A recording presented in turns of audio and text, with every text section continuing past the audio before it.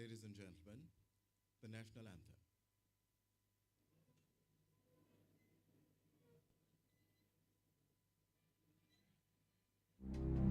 Our national anthem represents the beauty, pride, strength, and resilience of Jamaica and our people. My name is Ziggy Marley. Please stand while we honor Jamaica, our culture, and our history.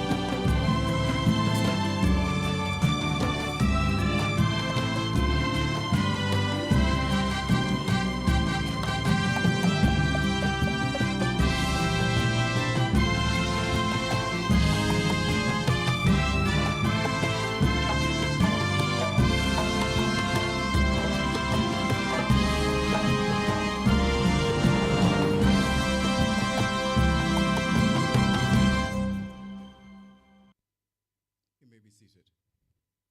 Very different and interesting, isn't it? Good morning, ladies and gentlemen. I'd like to extend a warm welcome to the chairman of the Jamaica Anti-Doping Commission, Jadco, Mrs. Debian Brown Salmon, and other members of the Jamaica Anti-Doping Commission Board of Directors. The Executive Director of Jadco, Mrs. June Spence-Jarrett,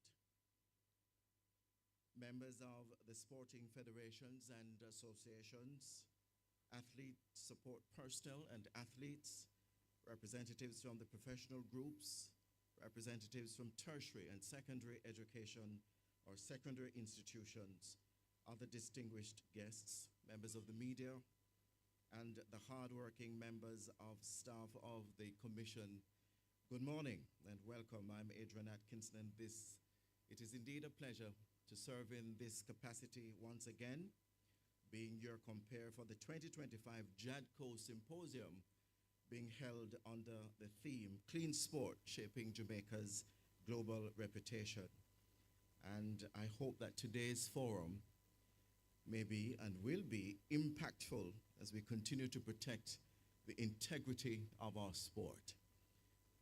The Minister of Culture, the Honorable Olivia Grange, is expected to be here, among other specially invited guests. And until such time, ladies and gentlemen, we'll get right into it. I'd like to invite Bishop Harold Blair Jr., who is also a member of the Jamaica Anti-Doping Commission's Board of Directors, to deliver the opening prayer at this time.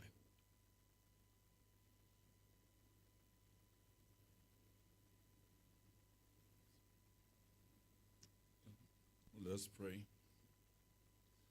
Heavenly Father, we thank you for this day and for all that is aimed to be achieved here as we, Jamaican people, the greatest in the world, our athletes, our organizations, our people, we work towards that reputation that just does not see us as great, but sees us as reputable. I pray that the work of the Jadco today and in the years to come will continue to have us working towards cleanness in sports, but also allowing the world to see that we are great not because of drugs, not because of illegal activity, but we are great because of hard work and determination. Today, bless this symposium, and I pray that all that are present will leave here having learned something to make us even greater. In Jesus' name, amen. Thank you very much, Bishop Blair. And to deliver the welcome and opening remarks, please help me in extending a warm welcome to the Executive Director of Jadco, Mrs. June Spence-Jarrett.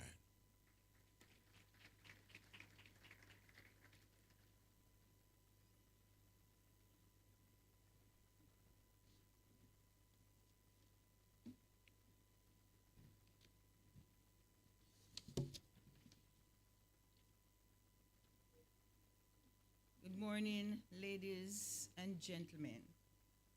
Honorable Olivia Grange, OJ-CD MP, Minister of Culture, Gender, Entertainment and Sport, Permanent Secretaries, Chairman of the Jamaica Anti-Doping Commission, Mrs. Debbie Ann Brown Salmon, other members of the board.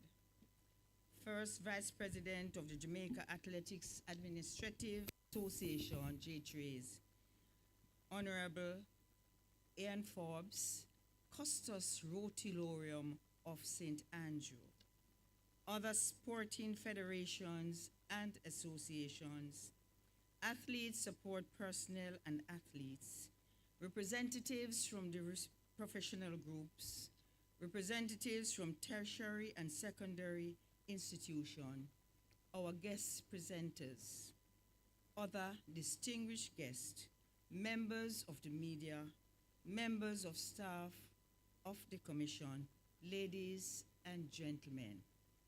Welcome to our 2025 Symposium, the theme being Clean Sport, Shaping Jamaica's Global Reputation. As customary, this event aims to foster collaboration, educate participants, and engage in meaningful conversation about the ongoing fight against doping in sport. Today, we will cover a wide range of relevant topics, including presentations related to the World Anti-Doping Agency, WADA, and from expert medical professionals in the field with ever-growing importance of integrity in sport. The symposium will focus on both the ethical and practical aspects of anti-doping policies and their impact on athletes, coaches, and stakeholders worldwide. We believe this symposium will provide an invaluable platform for all involved in Jamaican sport to engage in the fight against doping and to promote a legacy of clean competition. It was Jim Rohan who said, "A good objective of leadership is to help those who are doing poorly to do well, and to help those who are doing well to do even better." As a nation known for our sporting excellence, it is essential that we continue to lead by example and uphold the values of clean sport on the global stage, and Jadco proudly carries the mantle of the National Anti-Doping Agency. 2 weeks ago, I was part of a delegation along with the chairman that attended the 4th annual WADA Forum held in the Cayman Islands. This time round, as the state of clean sport in the region was addressed, Jadco's leadership was reaffirmed. I'm pleased to say that we're leading the National Anti-Doping Organization, NADO, in the Caribbean and the region. If most of you can recall, the WADA president, Withhold Banker, in 2023 described our anti-doping system as the standard bearer in the region. We have set a very high standard in testing and education, and we must maintain and will maintain this. In a short while, I'll do a presentation on Jadco's 2024 achievements. Among them, one of our most important milestones, I'm sure you handle a little suspense, 2024, was, and I will not name our remarkable milestone until I have the presentation done. 2024 was a year of remarkable progress, marked by events that strengthened our resolve to preserve our athletes' integrity and our agency, to preserve our athletes' integrity and our agency, our stakeholders and partners, and wider sporting community, we value our ongoing collaboration and support. Your trust in Jadco fuels our mission to promote a culture of clean sport. I want to thank you all for prioritizing today's event, and we want to welcome you wholeheartedly. A healthy course at the end of the presentation, and to acknowledge all the federations, associations, and professional groups and members present here. I also want to extend gratitude to our Minister Olivia Babsy-Grange, and other members of her team for their ongoing support. Permanent Secretary Mr. Denzel Thorpe and Mr. Dean Roy Bernard. We want to just say thanks to you, and to our hardworking chairman, Mrs. Debbie Ann Brown-Salmon, and also to other members of the board for their continued support. We want to especially thank Bishop Harold Blair for all that he does in encouraging us in the spiritual way.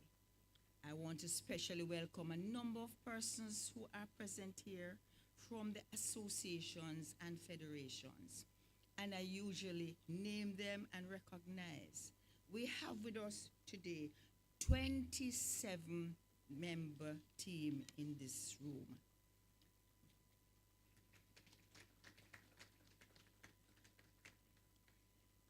Badminton Association, the Jamaica Rugby Union, Jamaica Darts Association, the Jamaica Nurses Association, SDF, Sports Development Foundation, J-Trays, National Powerlifting Association, and hockey. For the first time, hockey is present under the new president, Mr. Michael Blair. We want to also welcome Sports Medicine, Netball Association, the Basketball Association, Cycling Association, the Jamaica Rifle Association, Jamaica Bobsleigh, University Hospital of the West Indies, University of the West Indies, Rugby League, Caribbean Maritime University, CMU, Aquatic Sports Association of Jamaica, Love 101.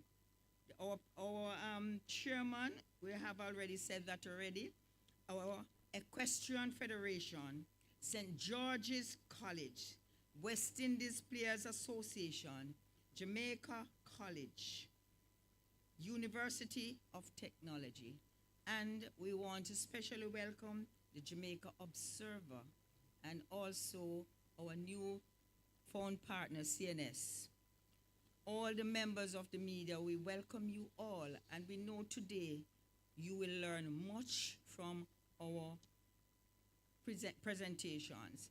And I especially want to welcome Dr. Dawson, who's one of our presenters, and also from JMDA, we also have our doctor presenting later on. Let me just use this opportunity to encourage you, athletes and support personnel, and other distinguished ladies and gentlemen, that as we navigate 2025, let us continue to build on the foundation we have laid, remaining steadfast in our dedication to fostering excellence and fair play in all endeavors as we shape Jamaica's global reputation. I'll conclude with a quote from Marcus Garvey, who posited, and I state, with confidence you have won before you have started. Ladies and gentlemen, thank you and enjoy your day.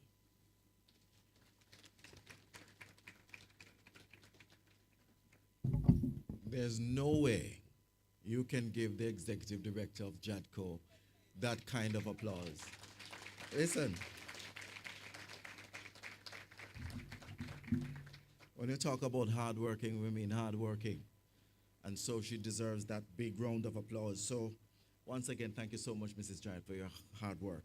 So you've heard from the executive director, now it's time to hear from the chair herself. Please welcome. Can I say Dr. Debian? We're speaking it into being. Mrs. Debian Brown Salmon, ladies and gentlemen, the chair of Jadco.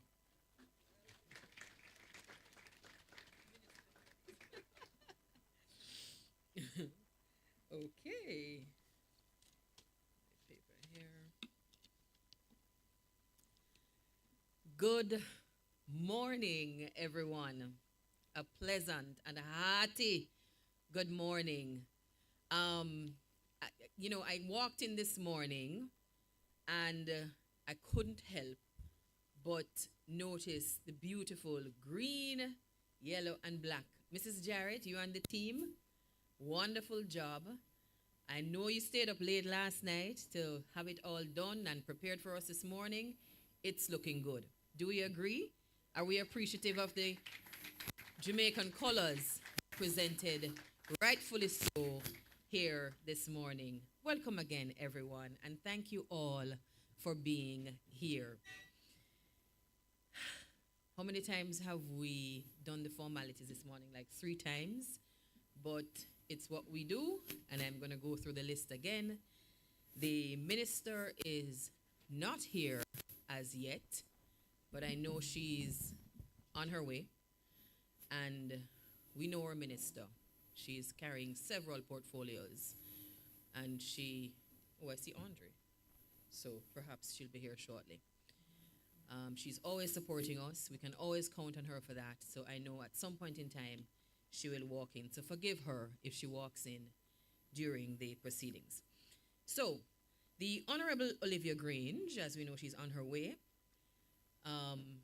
Permanent secretaries who are always supporting as well, Mr. Denzel Thorpe, and we have two permanent secretaries in this ministry.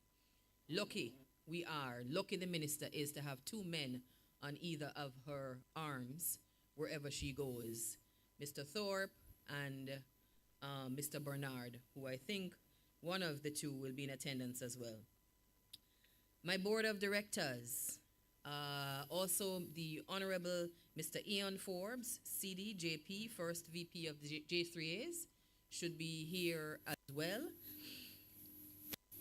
Our very able executive director of Jadco, Mrs. June Spence Jarrett. Other sporting federations and associations that are in attendance this morning, and I believe Mrs. Jarrett mentioned some 20-something of us here this morning supporting. I appreciate your presence. It's important that you're all here, because this is not just to entertain you this morning or whenever we have these events, but it's for you to take the information back to your associations.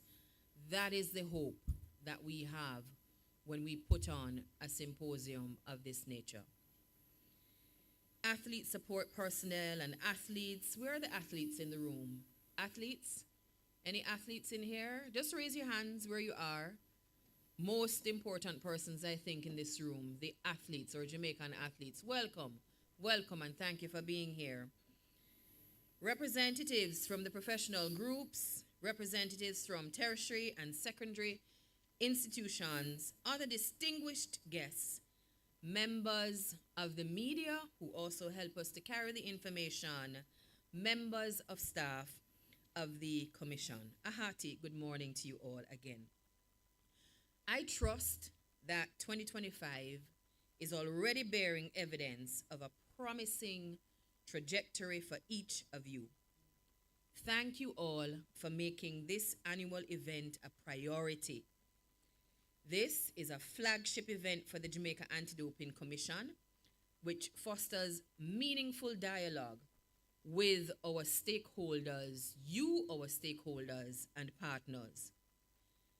Jadco's commitment to our mandate is very clear. Testing, and let me say that again, testing athletes, educating and enforcing the anti-doping rules in accordance with the standards stipulated by the international governing body, the World Anti-Doping Agency, WADA. In the same way an athlete carries the weight of expectations throughout his or her career, the onus is on Jadco to execute the national anti-doping program effectively. I know we're all cognizant of the value of sport to Jamaica, one of the country's greatest assets, which for many athletes has led to various forms of success, ranging from upward social mobility to worldwide recognition. Jadco, as an agency under the Ministry of Culture, Gender, Entertainment and Sport, plays a pivotal role in ensuring a drug-free sporting legacy for many decades to come. And them don't catch we yet, and them not gonna catch us, because all we do is eat yam and banana and dasheen and cocoa and run barefoot when we lick a bit, right? And just have natural talent in this country. So no matter how they try and no matter what they say, we will never be caught. And as long as Jadco is around, we're going to make sure that our athletes stay clean in the sport. So we play a pivotal role in ensuring a drug-free sporting legacy for many decades to come. And this is why we continue to encourage partnership with you, our athletes, support personnel, and other stakeholders, so our mission doesn't become burdensome, but is instead one filled with pride and vigor. We are all in this for the long haul, with a common goal to be one of the best sporting nations with an impeccable track record. Already, we are acknowledged as a leader in the region. Having been held in such high regard, we must maintain a steady trajectory of promoting the ethics and spirit of sport through continued education, testing, advocacy, and coordination of an effective anti-doping program in Jamaica, adding that WADA sees Jadco as a leader in the region, and we must continue to uphold that standard. Athletes, be fervent in competing honorably despite whatever obstacles you may face. You must protect your integrity at all costs. It's yours. We are impacted by your wins just as much as your failures. But remember, failure isn't a death sentence. Coaches and other support staff, continue creating a safe space for the country's athletes as you too play a crucial role in educating them. I'd like to take a moment to acknowledge and extend a warm welcome to our esteemed guest presenters. It is a true privilege to have you with us today, and we eagerly anticipate the invaluable insights you will share. Your expertise and perspectives are integral to the success of this symposium that we're hosting today. We are grateful for your time and commitment to being part of this important dialogue, and of course, we appreciate that you could be elsewhere. I must thank our ever-present and hard-working minister, the Honorable Minister Olivia Babsy-Grange, who I said before would be here. Her unwavering support keeps us going. Mr. Thorpe, wherever he is, I know he'll hear this, and Mr. Dean Roy Bernard, the permanent secretaries in the ministry and other senior members, thank you for your continued support. To my very fellow board members who are here supporting me as well, you'll see them in the front, and Jadco's Executive Director, Mrs. June Spence-Jarrett, thank you for your patience with the board. We don't always see things eye to eye, but we try our best to stay on a level playing field for the good of this country and to make sure that we are following the standards that we need to follow. The team at Jadco, we appreciate your hard work and dedication, assiduously carrying out the work always, and the Commission's mandate. And we, the Board of Directors, and your team leader, Mrs. June Spence Jarrett, are pleased and grateful for your continued dedication to the Commission. Thank you all, and I hope you have a beautiful day today and you will learn a lot. You will learn a lot. And as I said in the beginning, the hope is that what we share with you today, you will take back to the members of your associations and help Jadco to spread the word. Education in sport is very important, and that's part of the mission that we have at Jadco that we prioritize. Enjoy, everyone, and later on we can socialize and get to know each other a little bit more. All right, thank you so much, and I hand back over to our moderator.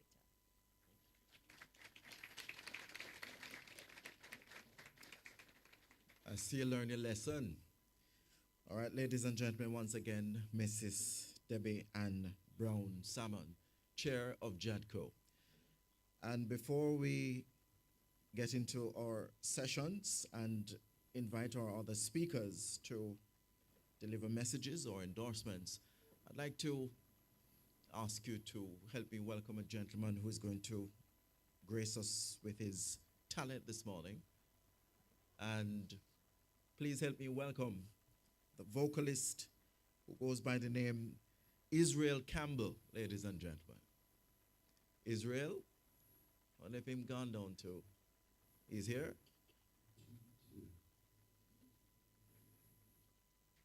Good morning, everybody. All right, so my name is Israel Campbell, and I'm just here to relax your ears for a bit, and I hope you enjoy, all right? DJ.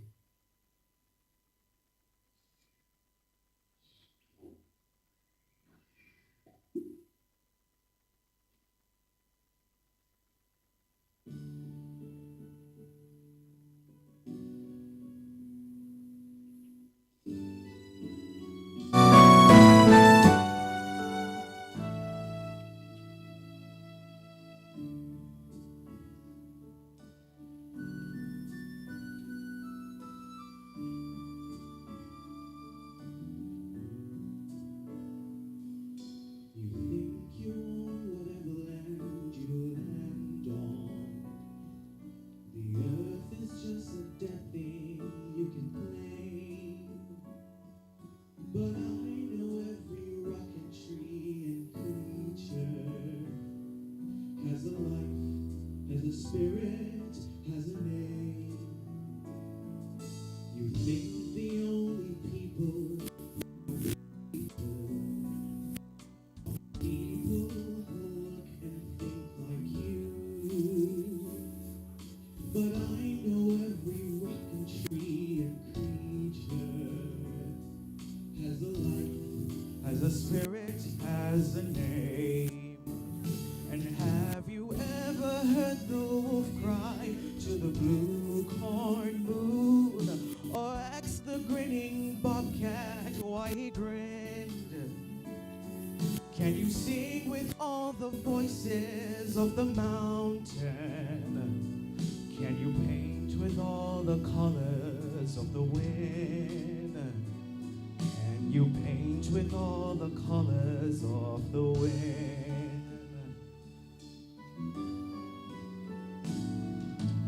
Run the hidden pine trails of the forest. Come taste the sun-sweet berries of the earth. Come roll in all the riches all around you. And for once, never wonder what they're worth. The rainstorm and the river are my brothers. The heron and the otter are my friends, and we are all connected to each other in a circle, in a hoop that never ends. And have you ever heard the wolf cry to the blue corn moon, or ask the grinning bobcat why he grinned? Can you sing with all the voices of the mountain? Can you paint with all the colors of the wind? Can you paint with all the colors of the wind?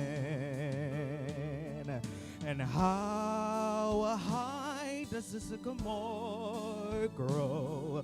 If you cut it down, then you'll never know. And you'll never hear the wolf cry to the blue corn moon. For whether we are white or coppered skin, we need to sing with all the voices of the mountain. Need to paint with all the colors of the wind. You can own the earth and still all you own is earth until you can paint with all the colors of the wind.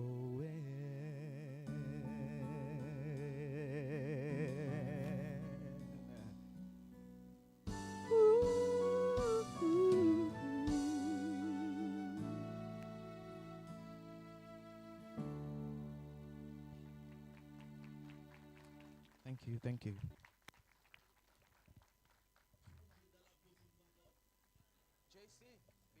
One of the meanings of Israel is God preserves, and I'm sure God has preserved his talent. Another round of applause, ladies and gentlemen, for Israel Campbell. Let me extend a warm welcome to the first Vice President of the Jamaica Athletics Administrative Association, J3A. The Honorable Ian Forbes, CDJP, also serves in the capacity of Custos Rotalorum of St. Andrew. Ladies and gentlemen, building trust and integrity is vital to the role of the Jadco. Making that declaration of support is also critical to maintaining the trust and integrity. And making his endorsement, Mr. Forbes, it's your time, sir. We now welcome you to deliver your endorsement.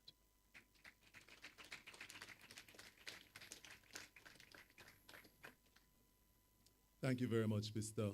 Master of Ceremonies.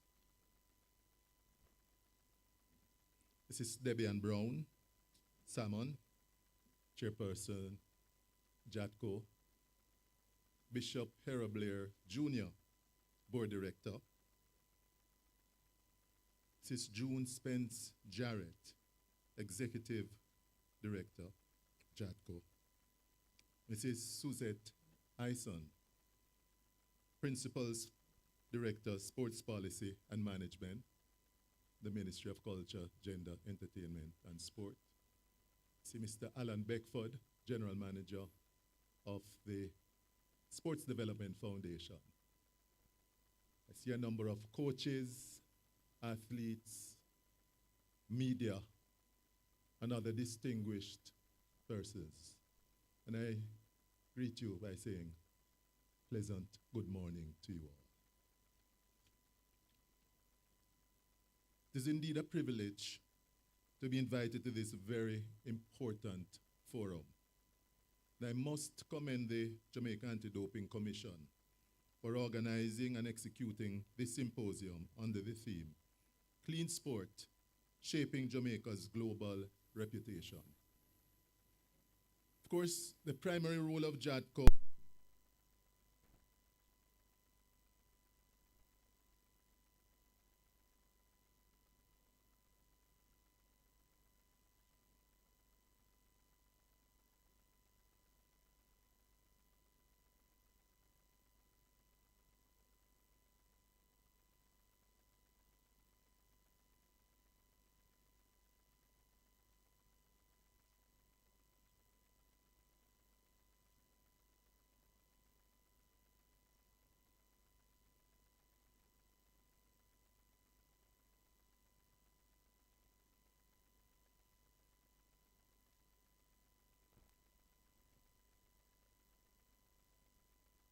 across the globe. Jadco's mission is to promote the deterrence of doping through communication and public education. And this has contributed significantly in preserving the integrity of clean sport in Jamaica and by extension, the world.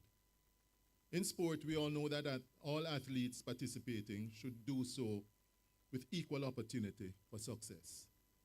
Jadco facilitates this through its testing programs and continues to sensitize our athletes and other stakeholders in all of our sporting disciplines. The rigorous nature of the testing process may be seen as a nuisance, but it is absolutely necessary to ensure that the integrity of the system is protected and preserved. From athlete identification, notification, advising athletes about their rights by the DCO, to sample collection, it is imperative that the international standard for testing and investigation is observed. I'm certain at some point in our life, everyone here today would have heard that honesty is the best policy. One's integrity is very important and should be protected at all times. It cannot be bought, so in your daily activities, you must be very careful in ensuring that you do not compromise, do the right thing, even when no one is looking. Be careful with what you ingest. Be careful of persons who encourage you to take banned substances. Be inquisitive, read the labels, ask the questions. If there's any doubt, stop and get further information. Be careful at all times. One bad move can mean the end of your career and the loss of your reputation. We have heard some of the names who have fallen from grace due to doping violations. Some would have paid the ultimate price as well by losing their life. As first vice president of the J3As, I can say that we are very happy with the role being played by Jadco through its operations in empowering our association and by extension our sport and other sports and the country at large. Jadco's role is facilitating the integrity of our sport. Athletes, I implore you to empower yourselves by ensuring that you are fully informed and armed with the necessary information provided by Jadco through its many channels. Jadco, as I've said before, is an organization which is in your face. They keep you on your toes. It's a Jamaican saying, as you quint, Jadco has another forum or another sensitization session. They're always doing something. And I must pause and ask you to give them a big round of applause.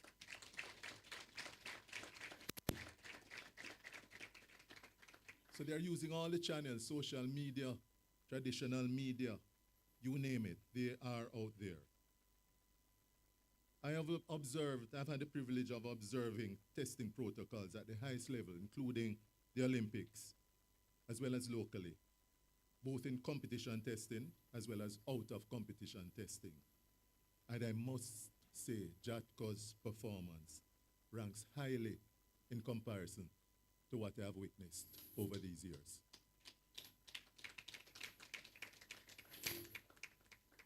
And then I ask you to pardon me if my presentation is skewed towards the athletes, but the athletes are the primary focus. Empower yourself by getting all the available important information. If in doubt, ask. If you see something, say something. Remember, short-term gain often means long-term pain.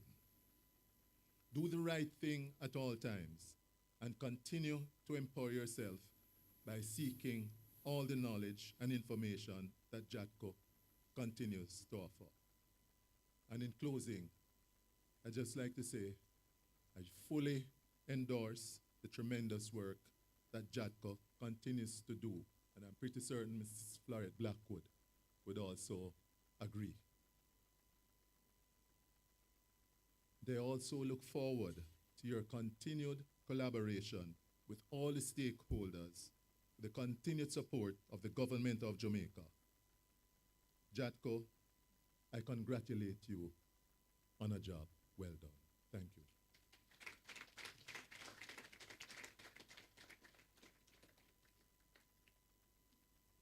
Thank you very much, Honorable Ian Forbes, First Vice President of the Jamaica Athletics Administrative Association, J3A. I also like to refer to him as Costas Rotalorum of St. Andrew, because where respect and title is due, you have to honor that. Thank you so much again, Honorable Forbes. And so we're going to move into our first discussion, our first segment, and we take a break for 15 minutes, and then we will continue the program.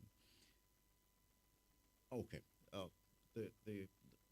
Okay. Coffee break will be served, so don't worry about that. You can treat yourself while you listen to the valuable information. So, ladies and gentlemen, the first session will look at the governance structure in Sporting Federation. And at this time, Mr. Alan Beckford, who is the General Manager at the Sports Development Foundation, will deliver his presentation on this particular topic and issue. Please make him feel welcome, ladies.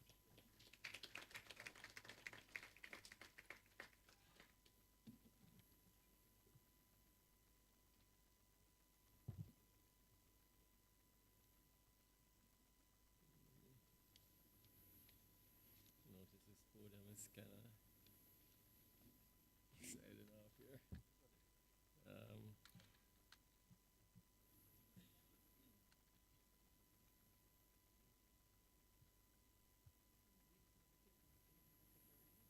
No, sorry.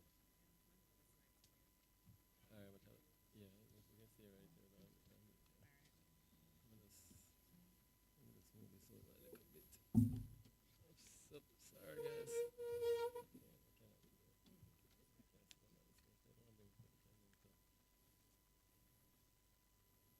Good morning. Let me start with our greetings here. Mrs. Debbie Ann Brown, Salmon, Chairman of Jadco, and we have a couple of her fellow board members, I think, here. Mrs. June Spence Jarrett, Executive Director of Jadco. The Honorable Ian Forbes, First Vice President of the J3As, Costas Rotalorum. Probably got that pronunciation wrong, but as he's my fervent brother, his presentation skills far outweigh mine, that I can say.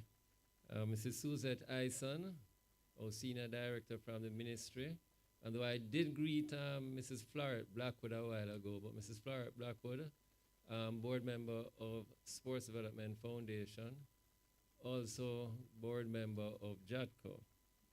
So I'm going to try to be very brief today, but let us start with we went with the presentation here. No, we have to stay here. Sorry, because I'm. Oh, okay, yeah. No, I need to see this.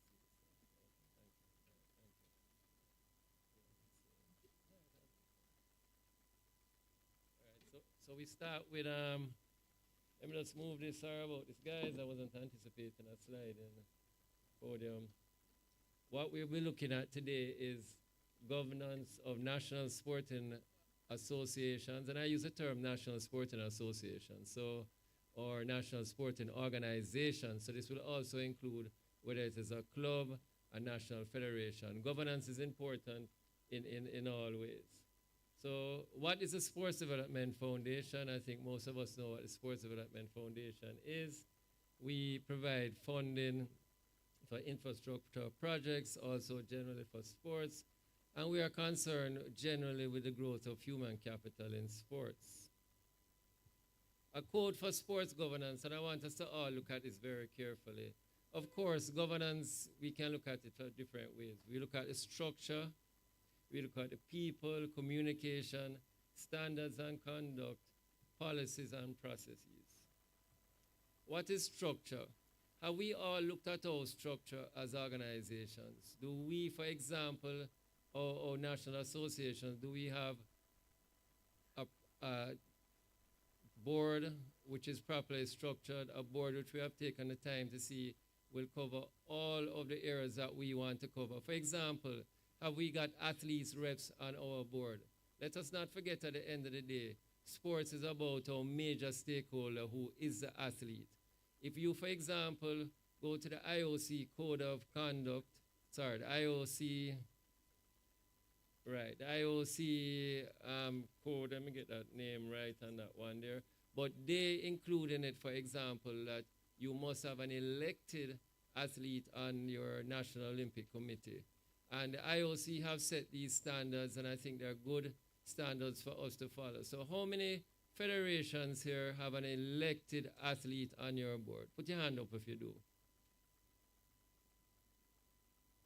So no one national federation is that with a hand up there? 1, 2, 3, 4. Right. So you have 4 of the number of federations here. So I think that's something right away we need to look at, is what is the, look at our structure, see that we have a good structure. And we have long-term succession, for example. People. And I think this side is so important. And I'm just going to be very basic here. So we have an election for national federations. And we have 2 people running against each other. Both of them have multiple skill sets. They can help. But at the end of the election, do we recruit those persons who maybe did not win at the election? So what we need to do is to start to look at the skill sets we require, because some of the persons who are on the other side have the skill sets, and it's important that we ensure that all times we look at issues of to engage with diversity of background, gender equity. How many of us on our boards have seen that we have sort of a 50-50 ratio? Do we have it within our constitutions to say that we need gender equity? This is something that is extremely important. We need independent thinking persons. My presentation today, and I'm going to ask Richard Martin to stand up here. Richard, stand up. Richard just recently graduated from the University of Technology, and most of this presentation was done by Richard, because Richard is a bright young man coming up. And it's important that we recognize talent that is available. We can't just be using old fogies like me every single time to be putting on your board. You need to have fresh, you can sit down, Richard, you need to have fresh ideas and bright young persons who are going to come and help us.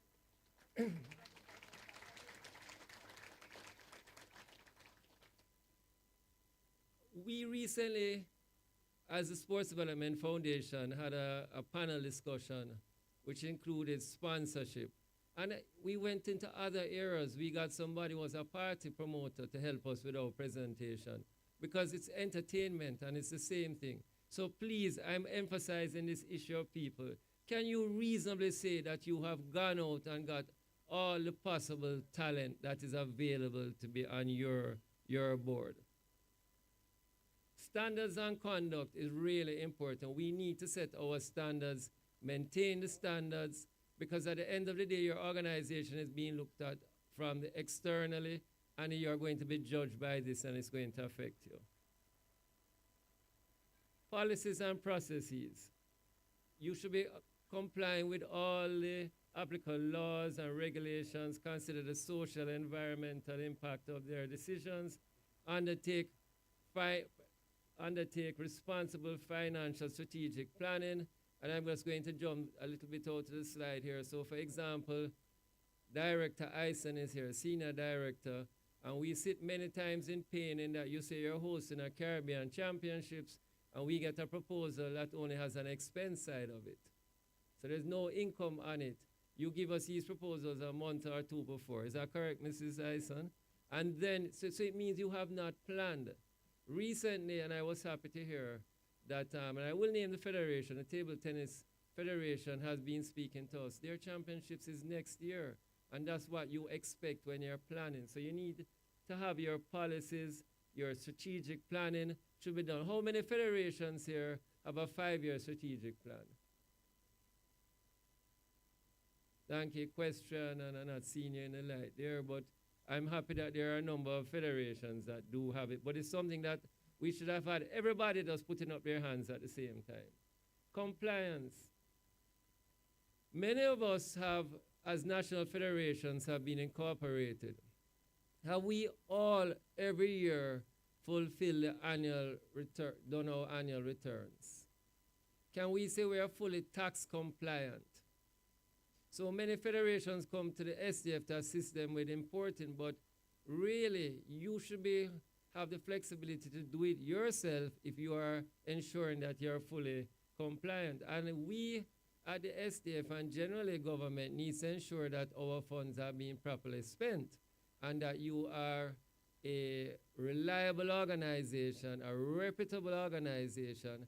And I heard the issue of reputation today and the thing of anti-doping, but we're asking that you federations take a look if you need to speak to us. The ministry has a whole department to assist with this. We also at the SDF can help as well. Correct, Mrs. Ison? Why is it to be compliant with the AJ? We have legal compliance issues, tax compliance issues, and at the end of the day, we need to ensure that we are all contributing to national development. The Companies Office of Jamaica, I briefly spoke to that. All of us need to ensure that we are fully compliant. If you're not compliant, you can always have a conversation, as I said, with the Ministry of Sports Department, with the SDF, and where we can help, we'll try to help you. We spoke to Jadco, but I just wanted to leave aside here because this is one of the compliance issues that we need to look at. Recently, I was asked to assist with getting some athletes in an international competition, and one of the requirements is that all athletes who are competing internationally in that sport have to have gone to a WADA course. So it's not something that, our Jamaican athletes could not have competed unless they went to a Jadco Symposium. And that was just 2 days ago. So it's important. And this is something, and I see my minister coming here. Going forward in the future to show that you have good governance, we may move to the point where we say that each federation should be certified by Jadco as a federation that we think that should be qualified for funding, because this is so important to protect the reputation of Jamaica.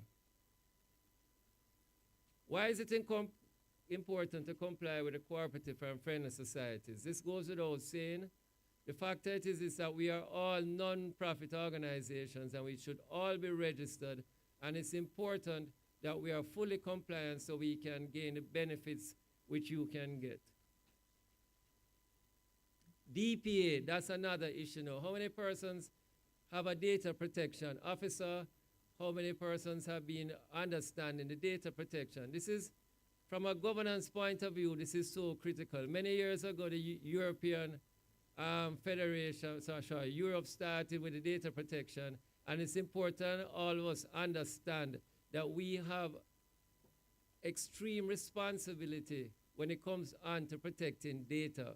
We collect data, for example, athletes' date of birth. We collect data of their addresses. We collect data about their family. So we are significant data collectors, and we need to ensure that we are doing something to protect it. I'm not sure how many persons have reached out to experts to get it done. We are also working on it as well, so hopefully where we can, we will assist you. Audited financials. Why do we need audited financials? When us as a government give funds, we have to ensure that the funds are properly accounted for, they are spent as they should be. And we, as federations, we know in order to receive funding from the Sports Development Foundation, you're required to provide us with audited financials to maintain your good standing with the Sports Development Foundation. And it's not something that we have just done. What it shows is good accountability and transparency, effective resource allocation. It looks at the performance of your organization, your whole compliance and regulation, enhancing development programs. Now, most federations, and a very high percentage of the federations, we must thank you for having taken the time to provide your audited financials. It's important, for example, that your financials are taken to your AGM so that your members are aware of what is happening. We need to communicate with our members, because who do you report to as a board? The board of a sporting federation reports to its members, and ultimately, at the end of the day, it's important that we remember who our first and most important stakeholder is, our athletes at the end of the day. Remember that when you were put there on the board, you may have been elected for some associations by clubs. You may be done by individuals, but at the end of the day, you report to your members. Safeguarding in sports. How many associations here have a safeguarding policy? Anybody put up your hand? Nobody? So, I don't want to, we have to look at safeguarding in sports. This is something that is critical. As a country, how many athletes do we lose because of the various kinds of abuse? Mental abuse, physical abuse, sexual abuse. How many are we losing along the way? So all associations for good governance should have a safeguarding policy. Minister, is that correct? That's correct, right? You should all have a safeguarding policy. And you should be constantly updating your coaches, your athletes. Every single stakeholder in sports has a role in safeguarding, because it goes as far as, how does the president deal with their board? How does the board deal with the athlete? How do the coaches deal with the athletes? We go away as teams. Do we all, for example, look at our gender equity issues? If we have X amount of females, X amount of males, do we take a male manager and a female manager? Do we take a female medical person? Do we take a male medical person? So it is critical that we all are constantly preaching the whole issue of safeguarding in sports. We have seen multiple issues worldwide, and the human race is the same everywhere in many ways. Right, Bishop? And the fact of the matter is, what you see happening elsewhere is possibly happening in Jamaica. So we're just asking, going forward, these are things that we would expect that you would be able to provide us with your safeguarding policy, that you'll be able to provide us with your anti-doping policy. You'll be able to provide us with your audited financials showing that you're financially, in good standing as an organization. So, looking at some of the key aspects of safeguarding, which I would have gone through a while ago: sexual abuse, physical abuse, mental abuse. And what we need to do is more education, and we are willing to partner with organizations as well.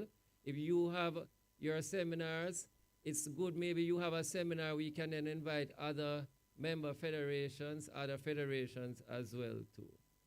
So thank you today for bearing with me, and as I'll say, let us remember at the end of the day who we are here for. We are here for athletes, we are here for sports, and we are here to make Jamaica a better place by being a well-governed sport. We're having our federations well-governed. So thank you.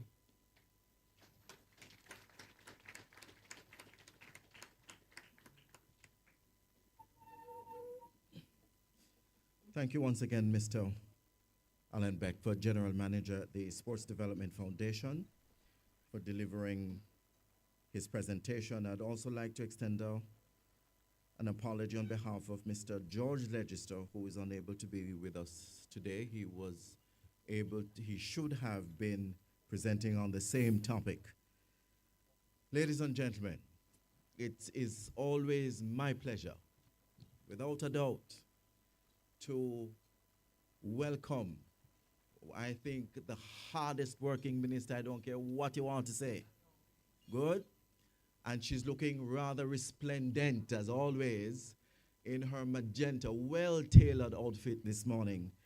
Ladies and gentlemen, please help me in putting our hands together to welcome the Minister of Culture, Gender, Entertainment and Sport, the Honorable Olivia Grange, OJ, CD, MP, and members of her team from the Ministry of Culture, Gender, Entertainment and Sport. And before we invite the minister to make her presentation, we're going to move into session 2.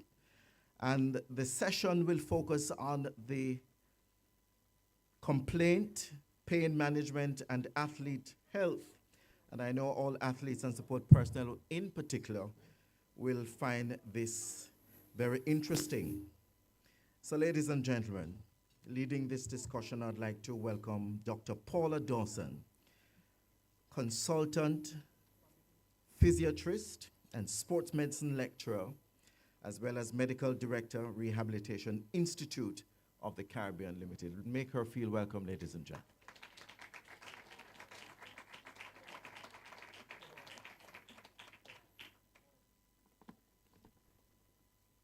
Good morning, everyone.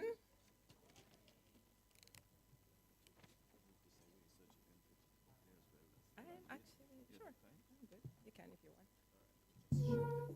Thank you very much. Thank you very much, Master of Ceremony, for your assistance. Good morning, everyone. I'm going to ask for all protocols to be observed because we're running a little late. But of course, I have to say good morning, Minister. Not that you're my favorite minister, but we know. All right, so I want to thank Jadco for inviting me to present on the compliant, although patients do complain of pain, but it's the compliant of pain management in the athlete, right? So I'm a physiatrist. Thank you, Master of Ceremony. You actually did very well. Most people always say physio who, physio what. I'm a physiatrist or physiatrist, depending on if you're on the east or west coast of the United States. So I'm a medical doctor trained at UE. I did my residency overseas in a subspecialty, which is relatively new in the world. And it was established out of the World War I, when the patients were coming back with amputation from the landmines and then brain injury from the explosions. And then in 1952, when we had the polio outbreak, it became a civilian era of medicine. Interestingly, the year after that, 1953, Sir John Golden came to Jamaica as a lecturer and a doctor in orthopedics at UC, University College. And subsequently, the Department of Orthopedics was started. As far as I'm concerned, he is the father of rehabilitation in Jamaica. I might be the first physiatrist in Jamaica, but he's the father of rehab. So in physiatry, to many areas of subspecialization, I did mine in sports medicine, interventional spine, and musculoskeletal rehab. That sounds like a mouthful. But you have people that will choose only to do brain injury, pediatric spinal cord injury, and other areas in medicine. So today I am going to first do some definition. So I'm going to define pain. I'm going to talk a little bit about the etiology of pain in athletes. I'm not sure why I'm going in and out. Battery's dying. Thank you very much. So I'm also going to go through some of the WADA World Anti-Doping regulations and then treatment approach, which will be compliant with anti-doping policies and regulation, and then how to control pain and maintain clean sports. Now, what is pain? Pain is an unpleasant sensation. Almost everybody, I'm pretty sure everybody in here would have felt pain at some point. It's an unpleasant sensory or emotional experience associated with an actual or potential problem. So you may not actually have tissue damage, but you might think you have tissue damage. I'm sure some of you will have pain before somebody even touch you. You twist up your body in preparation for the pain. So that is potential, and that's an emotional experience. So it's an unpleasant sensation and emotional experience that signals something might be wrong with the body. So many years ago, it was thought of the process by which pain is where there's something that stimulates, something noxious. For example, in this picture, you have where there is a man standing in a burning bush, and it stimulates the nociceptors, which are the pain receptors in the foot. What will happen is these nociceptors, they receive the pain, and they transmit it to the brain, and you perceive pain. Now, it is not that simple. It's more complicated than that. And because it's more complicated than that, you have different areas that you will have to consider when you're treating the pain. So it's not quite straightforward as stopping the pain. Interestingly, I once heard a lecturer said, if we never had nerves, we wouldn't have pain. But pain is good because pain is protective. Some pain is good, that is. So we have different types of pain. There's physiological pain, which we call nociceptive pain, where, similar to man in the picture before, you activate some pain fibers, some C and A delta fibers, and it might be related to actual tissue damage or potential tissue damage. And what happens is it initiates some protective reflex, whether you pull away from the area or some changes in the tissue that help to protect you. So there's withdrawal or there's guarding, so you just don't go that way anymore. Then there is something called non-physiological pain or pathological pain. Now, pain that goes beyond the normal threshold, and it serves a physiological purpose. What does that mean? It helps you to know that something is seriously wrong. For example, an appendicitis. You can't see what's going on in the gut, but then the pain is so severe that you know something is really going on. Then there's neuropathic pain. Now, neuropathic pain, people call me the pain doctor. I'm not the pain doctor. I'm the no pain doctor, right? So I like to say that, okay, if you come to me, you'd have to come to me for pain only, but when you leave, you should have no pain, right? So neuropathic pain is that pain which goes on even without you still having a stimulus. And I always tell my patients, if I pinch you for a year, that pinch creates a footprint in your brain. And when I stop pinching you, you'll still feel the pain. Now, what is happening along the pain pathway that allows you still to perceive the pain? That's what we have to treat. So it's not as simple as a noxious stimulus transmitting. Now you have something that's almost automatic. So here you have phase 1 of pain, a brief pain, something juke you, and then you feel the pain. Then phase 2, there's some swelling, inflammation, where you have a lot of chemical coming in and causing swelling and redness, rubor and calor, where it get warm, right? So that is persistent pain, so you start having inflammation.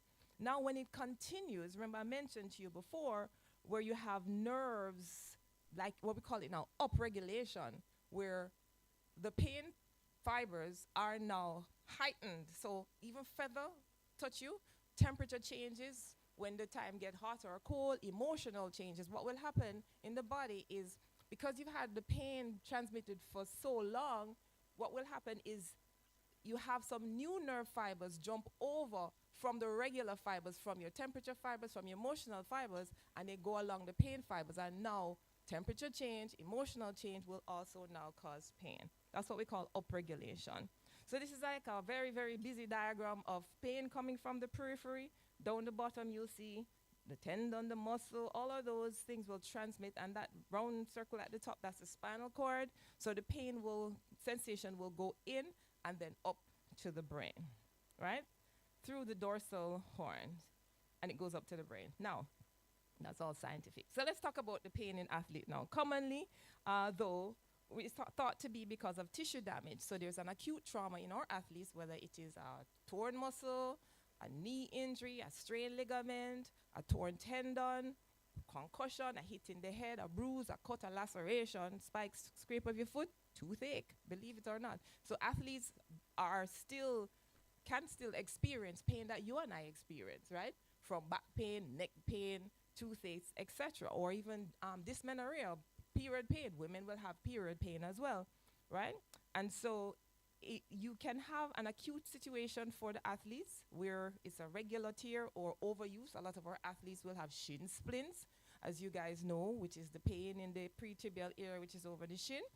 Or hamstring injuries or knee injuries, and then this can become chronic. But then you have multidimensional factors that can cause pain outside of the overload or the overuse, the overstretch. So you can have tissue overload, you can have nociceptive gain where it's upregulated because of continuous. You have cognitive. I'm sure some of the coaches will tell you that you have some athletes that feel pain more than others. Some athletes will get some injury and then grit and bear it, where the other athlete will just twist up in pain. So there's some cognitive ability about it, the perception of pain, emotional. I don't know if you know, sometimes when you're having a bad day, if something drop on your toe, it hurts more than when you're having a good day. So there's some emotional component and their behavioral component, and of course lifestyle and several other factors.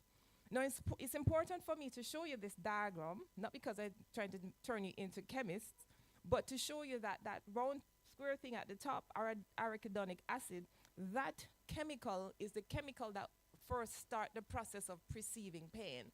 So that is in the cell membrane of the muscle or the tendon or the bone, and once you have disruption in the tissue, that acid starts to break down. Now that acid, it can be stopped by anti-inflammatory. You'll see some NSAIDs, diclofenac, we know cataflam or Voltaren, or ibuprofen, Advil, or naproxen, Aleve.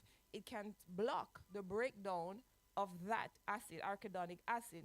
And then you have some others on the right side with Celebrex and some other stuff. So if you can break the chain that would lead to some of these things, these PG, the prostaglandin, those are the things that will cause you to perceive pain. So inflammation and pain will come after you have the tissue damage. So where are we going to work to stop the pain in athletes will be along this pathway. Now, we have to maintain clean sport. Now, what is clean sport? Sport free from doping, fair play, maintain the safety of athletes, and of course, the ultimate thing is to prevent death, allergic reaction, side effects, and other medical problems. So it's important for us to maintain clean sport while still treating our patient in a way that they're comfortable. A lot of people always say, why are substances prohibited? Well, it represents a potential to enhance or actually enhances your performance, right? Now, next part is that it actually or potential your health risk. Some people say, well, I mean, understand why them ban got marijuana. It's not like it's going to make you run any faster, but it might be a potential risk because it may have in chemical like THC that might alter your sensorium or your cognitive ability, and depending on the sport you're doing, because it's not just track and field where you run out of the lane because you're high, it might be that you're shooting or archery or you're doing motorsports, right? So you have to maintain cognitive wholesomeness and health. And of course, it violates the spirit of sport. These are why substances are prohibited, not just because they boost you up and make you run faster, but that they may be at a potential risk or violates the spirit of sport. So the water list, I'm going to leave that to Doc. Doc is going to be talking about, Dr. Harvey is going to be talking about the prohibitive list, what is new. But then I just have to maintain and establish the background of drugs that are banned all the time in and out of competitions, those that are banned only when you're competing, because this will determine how we manage the pain depending on where you are in your competition, right? So the water list is updated every January, and Dr. Harvey is going to go through that. This is what the categories for the prohibited list, and I brought this to show you the two main categories that we, as pain doctors, you see me come as a pain doctor, right? As people who treat pain, will have to be mindful of, right? And the narcotics, the cannabinoids, and the glucocorticoids. These are some of the things that we use to manage pain. So let's start with the narcotics, the S7. So these are prohibited in and out of competition. Commonly, we have had and seen in the news internationally, athletes have been on oxycodone, Vicodin, or pethidine, or tramadol. Tramadol is commonly prescribed in Jamaica for pain. Tramadol mixed with Panadol or acetaminophen is called Tramacet. It is banned, prohibited in competition. And this doesn't necessarily boost your performance, but it numbs down your pain, and it can cause a lot of drowsiness and dizziness because it acts centrally, And so this is prohibited in competition. Of course, you have the cannabinoids. So cannabinoids is prohibited in competition. Why? Because, of course, there's a risk for substance abuse, the THC, the tetrahydrocannabinol, which is what makes you feel high and nice. But there's an exception, which is something called cannabidiol, CBD oil. Everybody is selling CBD oil.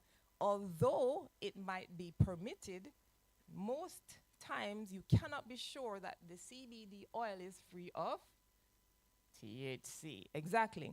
So we call it ganja, we call it cess. It acts on the brain cell to decrease some brain function, right? But we cannot be sure that what you are buying is pure enough. And so for me, I tell my patients, stay away from CBD, right? So this is basically the same thing. I just went ahead. Athletes should be aware that some CBD products, extracts with cannabis plants, can and still will contain, even if it's 0.1% of THC, it can be picked up and it will be an analytic finding. Now we go to the big category. This is the category that we always get a little confused. The steroids, the glucocorticoids, not the anabolic steroids. You have another group that's banned in and out of competition, but this is the glucocorticoids. This is like the prednisone or the things that you inhale, right? So we have dexamethasone. These are the type of steroids that if you have an inflammation, say for example you ate shrimp or you ate or a bee sting you and you're allergic and you start swell up, they'll give you this steroid to kind of save your life, right, to quiet the inflammation. So we use this a lot for inflammation. Now, prior to 2022, you could use it in competitions with some requirement. However, subsequent to that, all injectable routes are now prohibited. So you cannot use this kind of steroid, whether IV, in the muscle, in the joint, interarticular, around the joint, or around the tendon, peritendinous, or in the tendon, intratendinous, epidural. As a matter of fact, one of our athletes back in London had a back pain and ended up having an epidural with steroid, which at the time was appropriate. So for me, I treat a lot of patients now with back pain, herniated disc, pain going the leg with epidural steroid injection. But if you're in competition, you're not allowed to use this, right? Whether it is around a lesion, a bursa is like a sac that kind of cushions the tendon. You always hear people say they have bursitis in the shoulder. Sometimes we inject the bursa for pain, but we can't do that anymore, right? Sometimes you can also do intradermal, which is under the skin. Can't do that anymore, right? So it is not allowed in competition. However, you can use it, but you have to adhere to what we call a washout period. What does that mean? You have to do it well ahead of when you're going to compete, 11:59 p.m. the day before you compete. And so, for example, oral steroid, if you're going to take it by mouth, it has to be 3 days. Triamcinolone, as you know, which is the one I use a lot, is a potent anti-inflammatory, 30 days because it takes a while and it's in your body, right? Intramuscular, you have the 5 days. You can move on to the next slide for me. Well, you're way behind. Right, that's where I am now, right. So intramuscular. So go back to the other slide. So I was explaining before, so these are since January 1. Prior to that, you could use some steroid, but since 2022, all injectable routes are now banned. So let's move on to the next slide. Right, so now there's a washout period. So you can actually use steroid, but you must have a washout period, all right? And you have to adhere to this. And you should also declare it and state when you last took it, so that, like on your therapeutic use exemption, that at least they'll know that you did take it, but the last time you took it was outside of the washout period, so you're good to go. If you notice, intramuscularly, which is in the muscle of triamcinolone, which is, we used to, not we, well, I do inject in the muscle for people, weekend warriors like you and I. You go into the gym, you tear your muscle, sometimes we inject you, but for the athletes, you notice up to 2 months you can't inject in the muscle. So that's significant for us to know. So, all right, so now where does our athletes do our athletes have the pain? Well, it could be in the muscle itself. They could strain the muscle, ligament, or a tendon. As I mentioned before, it could be nerve pain. one of the athletes I mentioned before, and I have a lot of athletes that come with herniated disc, pain going down the arm, herniated disc in the neck, going down the leg, or herniated disc in the neck, going down the arm. Those are nerve pains. Some people call it slip disc or sciatica. Most pain medications, the general one, will not help that, so you have to step it up to like a nerve type pain medication. A lot of athletes will have pain between their toes. They have a little neuroma or a little swelling the nerve called Morton's neuroma that you can get in the foot, especially because they're pounding on the legs. And so they can get that nerve pain that's like a numbness and tingling between your toes, right? I don't know if any of your athletes ever have that. Or you can have it in your mouth. You can have a toothache, you can have a rotten teeth or caries, or you just did a root canal and you're in a lot of pain. You're gonna need, we've had athletes before, if you can recall in our own history, that had some dental procedure and ended up taking oxycodone, which is one of the drugs in the narcotics list, which was a banned substance, right? You could have it in your belly. You could have gas pain. Them could not be eating. They can have gallstones. They can have kidney stones. It could be cystitis, urinary tract infection, because sometimes our athletes, they get urinary tract infections, so they have pain in the belly bottom. And they can't perform in pain, so you want to be able to control the pain in a way that they are safe and adhering to the clean practices of the anti-doping regulation. It could be respiratory. Sometimes I'm sure you've had sinus headache, upper respiratory or lung problem in the chest, where you can have pain along with that. So I mentioned kidney stones already, or we've had athletes that we know race on the highway and run off the road and step in a mucker and get pain in the foot, right? I don't know if you guys remember that history, but they could break their bones, they could have contusions, laceration, and they are going to be in pain. So what do we do? Well, I'm glad you asked. So the approach to pain medicine is one that has to be compliant for an athlete, right? So you can use traditional pain management, analgesic, acetaminophen, which is the same thing as Tylenol, Cetamol, whichever brand you prefer, NSAIDs, anti-inflammatory. I'm going to go through some of those, which is like Aleve, ibuprofen, the diclofenac, which is like Cataflam and Voltaren. And of course, you have antidepressants, which we use them for off-the-label use. And then you have opioids, which I tell you you're not supposed to use during competition, anticonvulsants. I'm sure you guys have heard of gabapentin or Lyrica. We use those for off-the-label use. Mentioned the CBD before. And of course, along with physical therapy, and the athletes may even need surgery. So sometimes pain is so much, and the cause of the pain can be as a result of something that requires surgical correction. Again, interventional pain. So we can do intramuscular. We can still inject the muscle with some lidocaine, which is anesthetic, which is allowed, which is like lidocaine or Novocaine. Same thing when you go dentist. And I've had athletes where they have so much nerve pain and you can't use steroids. We do epidural injection with just lidocaine to kind of quiet the nerve and the area where the herniated disc is. And I have found that the volume that you inject actually serves as a washout, because it kind of wash out the prostaglandins. You remember those PG things that are totally in that pain pathway? When you inject solutions in an area, you tend to have kind of a washout as well.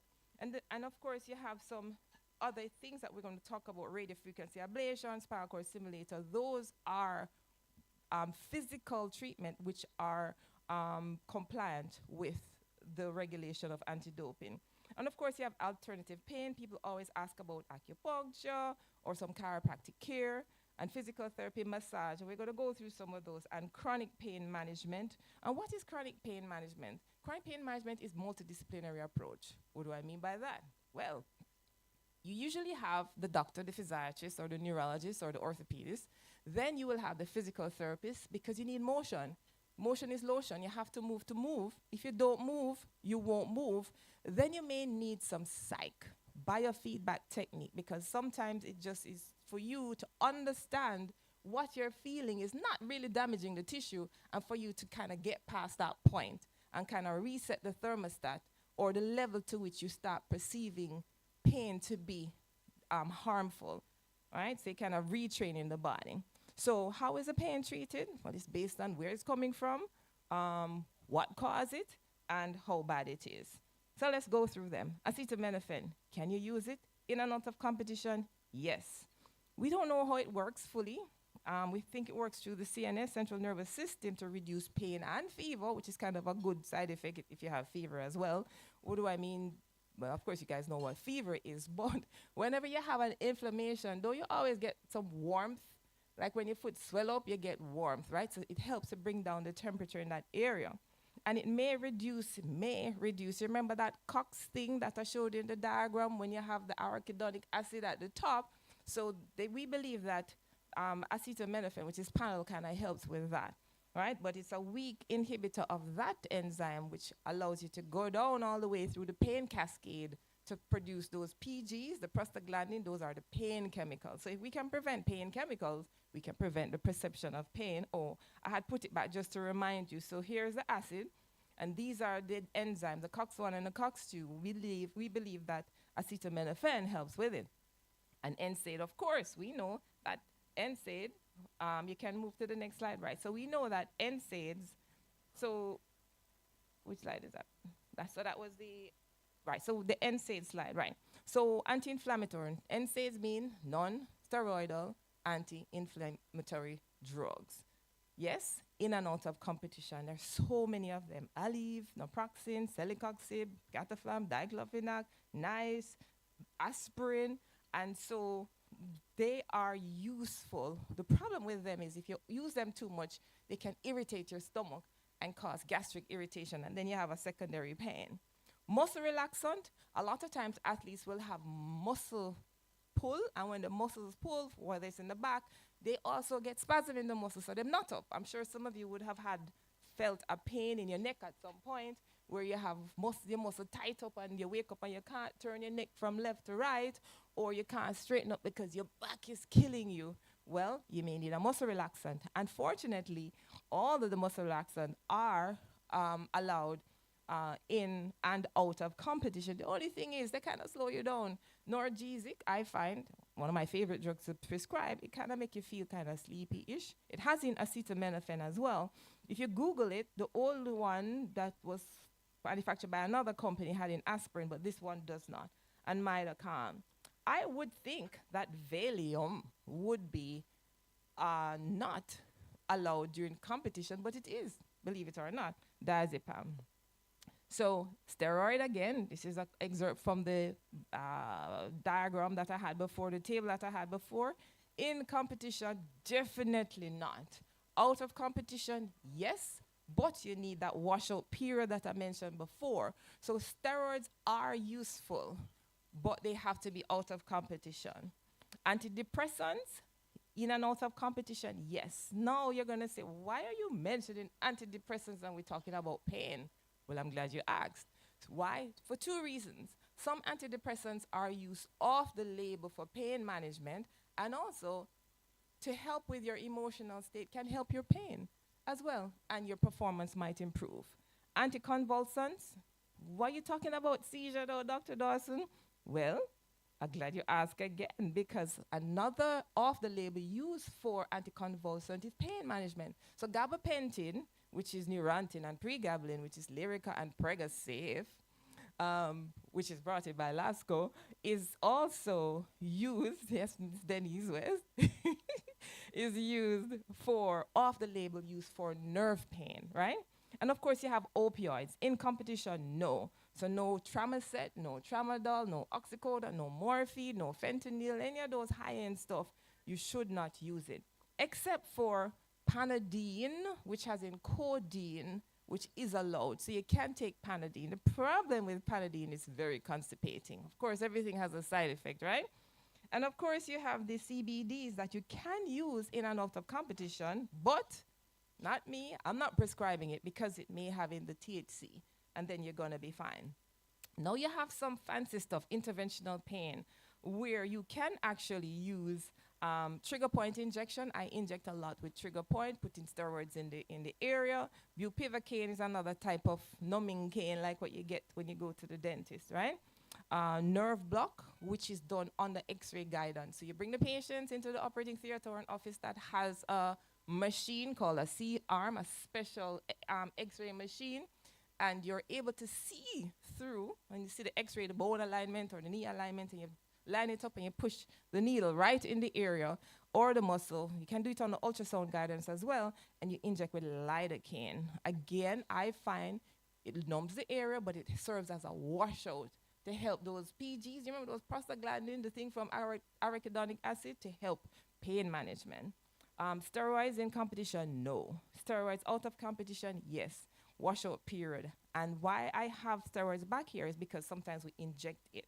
Now you have something called radiofrequency ablation. Essentially, it's burn the nerve. They just put some electrical wires on the nerve and burn it. We have some orthopedic surgeons in Jamaica who do it. Some patients who have knee pain refractory to every treatment. No matter what you do, you still have the knee pain.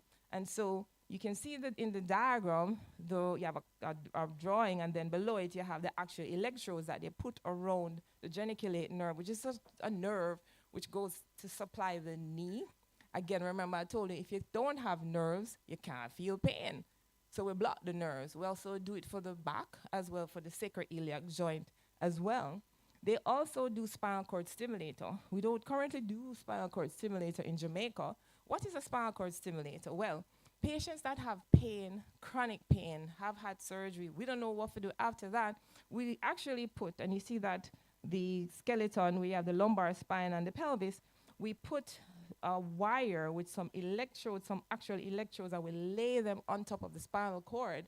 And there's a transistor that we put under the skin, or sometimes outside of the skin, where you can control the stimulus. So what happens is it keeps stimulating the nerve and kind of blocking the pain pathway. So remember, nerve electrical stimulation is pathway of nerve pain. We can also do peripheral nerve stimulation. We can use a topical one, the sticky pads where you put on and you stimulate sticky, or we can put acupuncture needles in the muscle and then put an electrical current on the needles and stimulate the muscle. The muscle will jump and it will help. It can help the pain. Everybody's asking about PRP, platelet-rich plasma or platelet-rich fibrin. What is that? They take your blood, they spin it down in a centrifuge. For those of you who know that centrifuge in the diagram is the one in the middle, and it separates the different components of the blood, and we take out what we call the platelets. The platelets are some little pinkish round circles, much smaller than the blood cell, and they're used in the blood to help you to clot. So if you don't have platelets, you can't clot your blood, so you bleed to death. But we found that the platelet has some growth and healing properties. And so when we take out the platelets and we inject it back, we find that the patients tend to do very well. You can put it anywhere. You can put it in the joint. You can put it around the tendon. You can put it in the muscle. Now they're using it in the face for wrinkles. They're using it for erectile dysfunction in the penile shaft. So PRP is used for many things, but we used a lot for pain, and the patients actually do well with PRP. And of course, this is my penultimate slide. Back in the day, we used to talk about how do you treat an athlete. You always hear about rest, right? Athletes, you've heard about rest, rest, ice, compression, elevation. And then they changed it to price, which is pressure, rest, ice, compression, elevation. Now then they changed it to police, which is protection, optimal conditions, avoid loading, ice, compression, and elevation. But since last year, presented at Olympics, they have this thing called peace and love, which they say should protect the area, elevate the area. Now, this one, avoid anti-inflammatory. I'm still doing the research on this. I searched the literature. I found one article on it, and it was done on rats. But they're saying that anti-inflammatory, NSAIDs and ice prevent muscle regeneration. But I don't know if they have looked at the secondary injury, which comes from the PGs, the inflammagens. So I'm still doing some research, so I'm not quite into peace yet. But I'm a peaceful person, right? So you have compression and education. I had to mention it because that's the lingo that you're going to hear now. And of course, you have love, which is load slowly to optimize whatever dysfunction there is. And then you allow for vascularization. What is vascularization? Which is formation of new blood cells. One of the treatment that we use a lot is shockwave. And I'm sure you guys have heard of Shockwave, and then you have the human tech car. These are little gadgets that we use in therapy. And what the Shockwave will do is create neovascularization. So new blood vessels will go into the area where you have the problem and bring in what the body needs to heal. And of course, exercise. Now, the athlete's responsibility, it is always theirs. Because I teach a water course at UE, so athletes' personal duty is to ensure that no prohibited substance is in his or her body. So they have to maintain that they have no intake of anything that's going to cause them to be tested or have an analytical finding. So the strict liability principle, when an adverse analytic finding occurs, whenever prohibited substance is found in an athlete's sample, regardless of if the athletes intentionally or intentionally use a prohibited substance or was negligent or otherwise is at fault, they are responsible. So I always tell my athletes, I heard Sir Ian Forbes earlier said, when in doubt, my part of that, leave it out.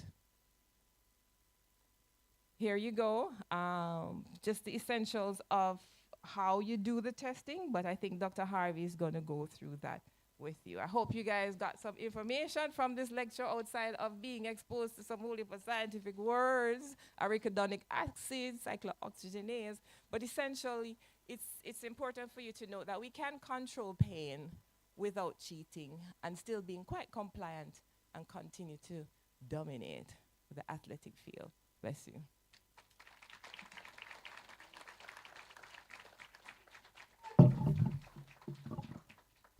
Listen, this is a whole lot to take in. And when you listen to Mr. Beckford's presentation prior, and you listen to Dr. Dawson's presentation, you can't help but to thank the ministry that is under the guidance of Minister Grange.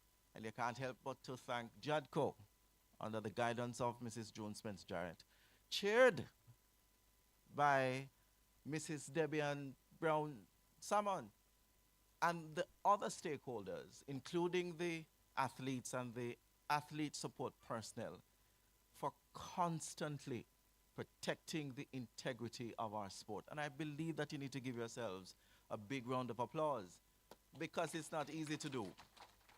It really isn't easy to do.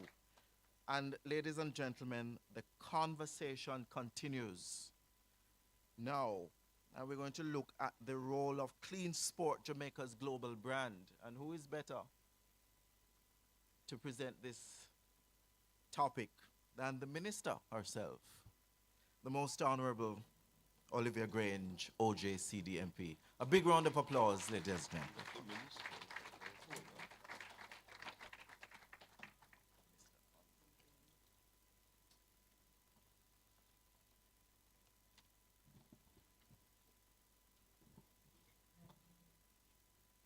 Thank you, Adrian. It's hard, coming after these experts. I mean, I found the presentations really interesting. I wish I could sit in and be a part of those learning all about the science of sports. I'm good now? Good. This one?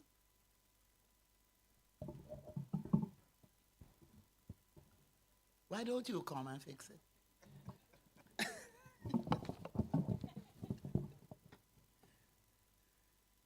And someone, can you take my phone? It's ringing.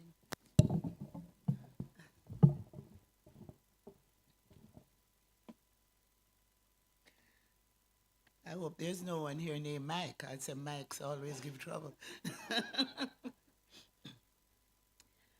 So, Mr. Adrian Atkinson, Master of Ceremonies, Honorable Ian Forbes, First Vice President, Jamaica Athletics Administrative Association, and Custos of St. Andrew. Mrs. Debian Brown Salmon, Chair, Board of Directors, Jadco, and all the other members, all the other directors who are here this morning. It's interesting that I appoint the board of directors, but I'm sitting there and I'm looking around to see the directors who are present. And there is one director sitting next to Mrs. Salmon, and I'm saying to her, who is that lady? Although I appointed her. But it goes to show that I don't even have to know the directors personally, but they are recommended for their skills and expertise, and I accept those recommendations and appoint them. So we really have a very good board at Jadco. Mrs. June Spence Jarrett, Executive Director, Mr. Alan Beckford, General Manager, Sports Development Foundation, Dr. Paula Dawson, Consultant Psychiatrist and Sports Medicine Lecturer. I really going to ask if you could give me a copy of your PowerPoint. Dr. Anna K. Harvey, Jamaica Medical Doctors Association. Sports federations, I understand there are about 27 sports federations represented here. Distinguished guests, athletes, coaches, stakeholders, media. I'm pleased to be with you this morning at the Jamaica Anti-Doping Commission's 2025 Symposium. This year's theme, Clean Sport, Shaping Jamaica's Global Reputation, is both timely and important in terms of our nation's future in sports. Jamaica is a global leader in athletics, boasting a legacy of excellence. From legends like Usain Bolt, outstanding women like Shelley and Fraser Price, to the rising stars who continue to inspire. This legacy is built on hard work, discipline, and most importantly, integrity. Clean sport isn't merely about winning. It's about winning with integrity, fairness, and transparency. It's about upholding the values that have made Jamaica a respected force in global athletics. In fact, there was a time way back we would be the most tested and all kind of rumors. Now we are above all of that, and they can't test us and find anything. And we should applaud ourselves. In an era of heightened scrutiny, the global demand for clean sport is undeniable. Jamaica has the opportunity and indeed the responsibility to lead by example, and we are doing so. Jadco plays a vital role in this effort, and as Minister of Sport, I'm pleased with the significant milestones Jadco has achieved, and I really want you to put your hands together and applaud the Jamaica Anti-Doping Commission. Now, the milestones that Jadco has achieved include, and I will list some of those, the ISO 9001 2015 certification. This demonstrates Jadco's commitment to quality and adherence to international standards. In fact, research indicates that no other national anti-doping organization has been recommended for ISO 9001. So we are leading the way in that regard. Full water code compliance. This ensures Jamaica's anti-doping program meets the highest international standards. And we are the flagship organization in this region for WADA. You must clap yourself because you're doing good things. Leadership in testing. Jadco now conducts the highest number of blood and urine tests in the Caribbean, reflecting a proactive and robust approach to testing. the highest number of blood and urine tests in this region. Comprehensive organizational structure. Jadco boasts a fully equipped operational facility and a comprehensive organizational structure, enabling it to effectively execute its mandate at a national level. Someone said to me the other night at netball, them said Jadco is here too. I mean, everywhere you look, you see Jadco. We also can boast about a strong education and communication strategy. Jadco has a well-established public education program and has been recognized internationally for its best practice in this area. I had to say to the ED the other day, I want you to tell me your secret. How do you have such a strong public education and public relations program on such a small budget? Give me the template, because I want the ministry to do the same. Government support. The government of Jamaica, and with me as your minister, your number one cheerleader, we fully support Jadco's mission with a dedicated annual budgetary allocation. And I'm telling you, Jadco has done wonders with the allocation that we have given the organization. And we always make sure they get what they need. Mobile testing unit. Jadco is one of only 2 national anti-doping organizations in the world with a mobile unit. Jadco has enhanced reach and accessibility island-wide because of that. Which is the other country, Mrs. Japan. See? Jamaica, one of 2 in the world with a mobile unit for testing. International training collaborations. Jadco is proud of its international training collaborations with renowned organizations such as the United Kingdom Anti-Doping Organization, the Canadian Center for Ethics in Sports, and the United States Anti-Doping Agency to leverage their expertise in communication and education, further enhancing Jadco's educational programs. Annual impact study. Jadco continues to conduct its annual impact study, a crucial component of the decision-making process for its educational programs. And this ensures that these programs remain effective and impactful. In terms of global recognition, in recent years, Jadco has been invited to present at symposia and conferences convened by both the Institute of National Anti-Doping Organizations and the World Anti-Doping Agency, WADA, and has been recognized for its work, demonstrating Jadco's growing international influence and expertise. These achievements demonstrate Jadco's dedication to safeguarding clean sport in Jamaica. Now, ladies and gentlemen, moving forward, Jadco will be implementing several key initiatives to further strengthen its capabilities. And these include expanding the sample collection pool.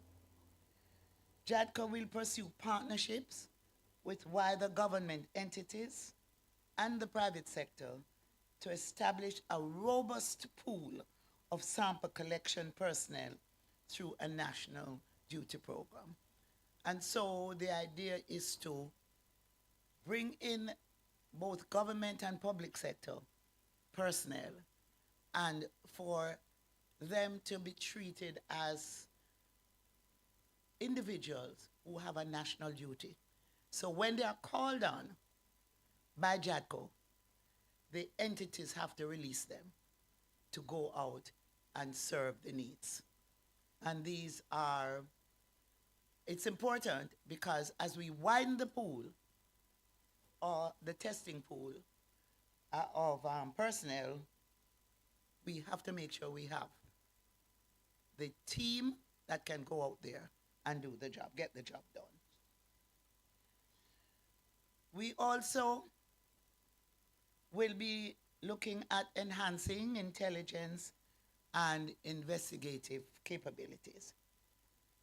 Jadco will be finalizing a memoranda of understanding with local and international partners, including, and we're not calling the police, but we're going to include strengthening our relationship with the Jamaica Constabulary Force and the Jamaican Customs Agency to strengthen its intelligence and investigation activities.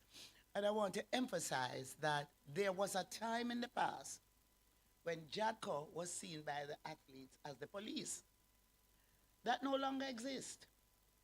Jadco is there to protect the athletes and to make sure the athletes understand the whole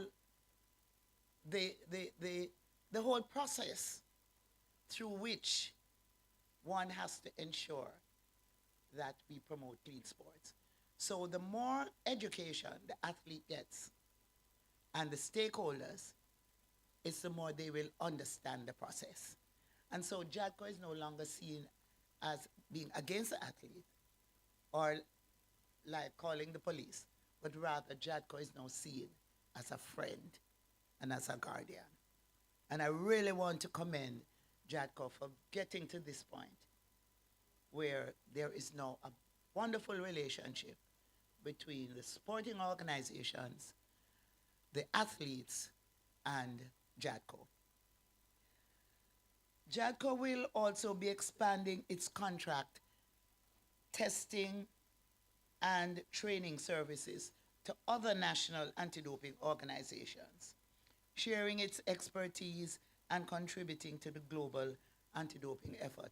And it was a week ago or so, we were at the Water Regional Symposium, and we invited our Caribbean ministers, Caribbean countries. We invited them to make use of our training programs. We're inviting them. We're willing to train their personnel when we do our programs. And so we have a very special relationship now with over 10 Caribbean countries in the region where we are helping them to strengthen their anti-doping program. So these initiatives will further enhance Jadco's capacity to effectively combat doping and ensure a level playing field for all Jamaican athletes. So maintaining our leadership in clean sport requires ongoing vigilance, education, and strong collaboration. Our athletes represent more than themselves. They represent Jamaica's commitment to fair competition and ethical conduct. When the world sees Jamaica, we want them to see not just talented athletes. Yes, we know we are talented. But we want the world to see a nation that values integrity and upholds the highest standards in sports.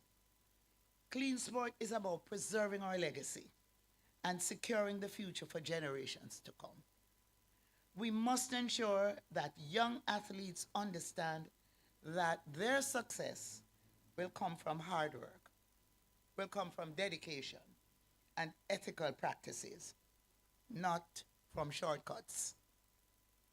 However, clean sport is not solely the responsibility of athletes. It involves sports organizations. It involves the coaches. It involves the federations and every individual involved in shaping the sporting environment, including parents of athletes. We must create a culture that prioritizes integrity, where athletes feel supported in competing fairly and know that they have the resources and support to succeed without compromising their values. Today's discussions should inspire action. Let us move beyond listening and learning. Let us translate the information garnered today into concrete actions. Each of us has a role to play in fostering a clean, fair, and equitable sporting environment. So, I say to all of you today, let us work together to ensure that Jamaica's athletes compete on a level playing field where only talent, hard work, and discipline matter. Let us continue to build a nation where clean sport thrives, where every athlete can reach their full potential in an environment of fairness, integrity, and respect. I really want to thank you all for coming here today. I'm really impressed with the turnout. And to say that continue, Jadco, go from strength to strength. Want to congratulate our sporting federation and our athletes, our administrators, and all stakeholders for the contribution that they're making to make Jamaica look good as a country that promotes clean sports. So thank you for your attention and dedication to this vital cause. Blessings all.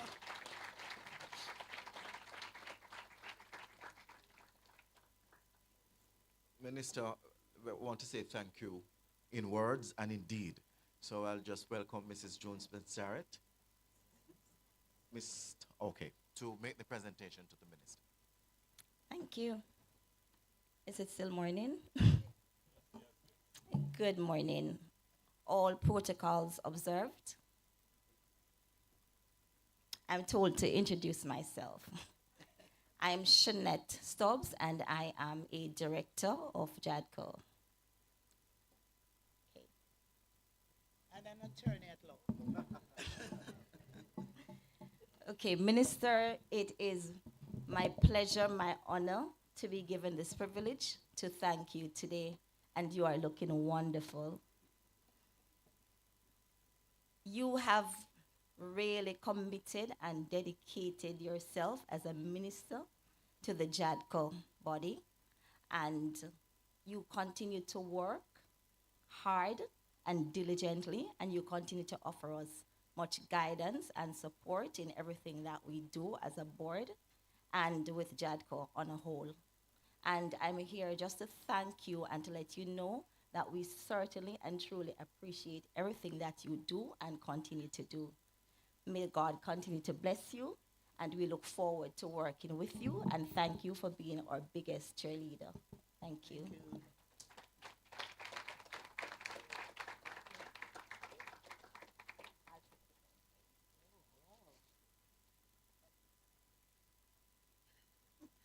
I don't know how Mrs. Jarrett does it, but somehow she always finds a way to get gifts. I don't know how she does it, but thank you, Holy, for walking with this morning. My hands full. Thank you so much, and God bless you.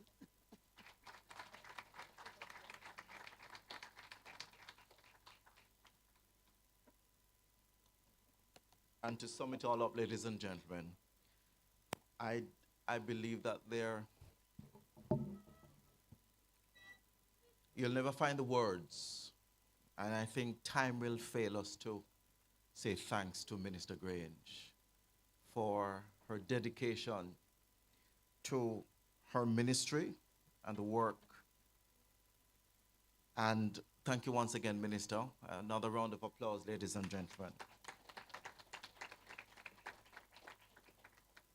Now, we are going to move into some entertainment, and so it's going to take a different form.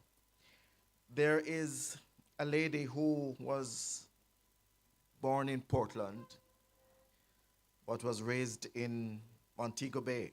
And last year, she was crowned the 2024 Senior Grand Champion Performer of the World by the World Championships of Performing Arts in Los Angeles.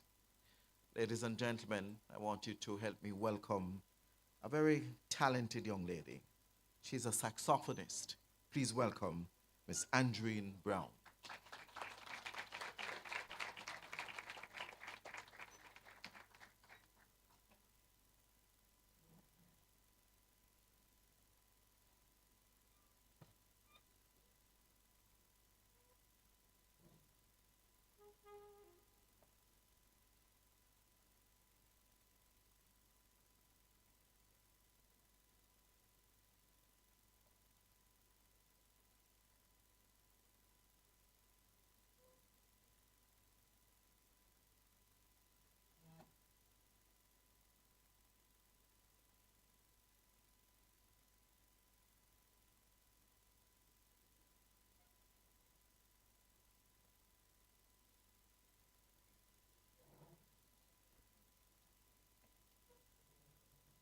Miss Brown is here.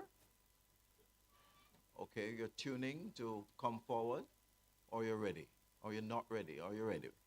Which is it? Not ready? All right.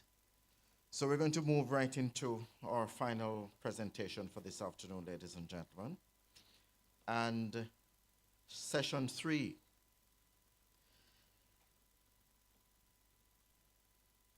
I'm sure you're curious to know more about this.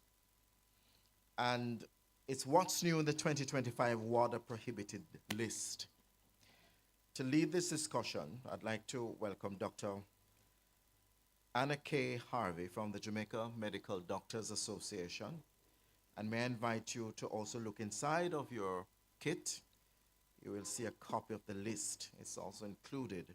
And I'm asking you to peruse the list carefully. So please welcome Dr. Anna K. Harvey, ladies and gentlemen.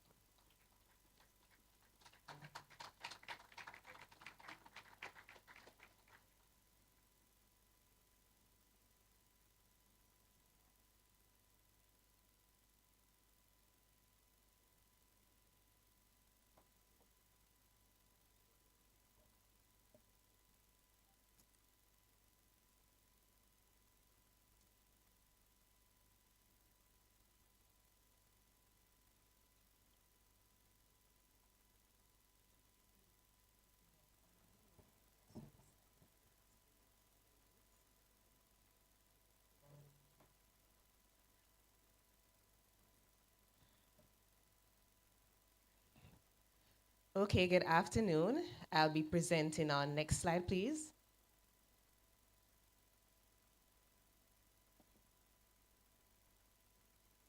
The 2025 WADA prohibited list. So what's new? We'll be looking at updates to this list. Next slide. So what is doping? Doping is the occurrence of one or more anti-doping rule violation. And why are substances prohibited? Well, it's performance enhancing, it can be harmful to your health, and contrary to the spirit of sport. Basically, it's cheating. Now, we're going to look at the strict liability principle. And just a reminder, it's an athlete is responsible when one or more adverse analytical finding occurs whenever prohibited substances is found in an athlete's sample. So regardless of whether the athlete is aware or unaware, its use is prohibited and it is negligent or otherwise they will be at fault.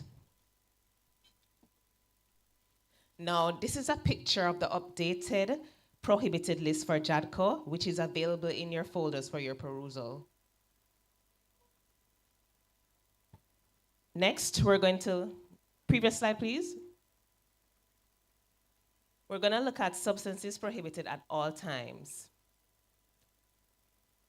And these are non-approved substances. Now, non-approved substances is any pharmacological substance which is not addressed by any of the subsequent sections of the list. And it's the current approach by government, regulatory, one moment please.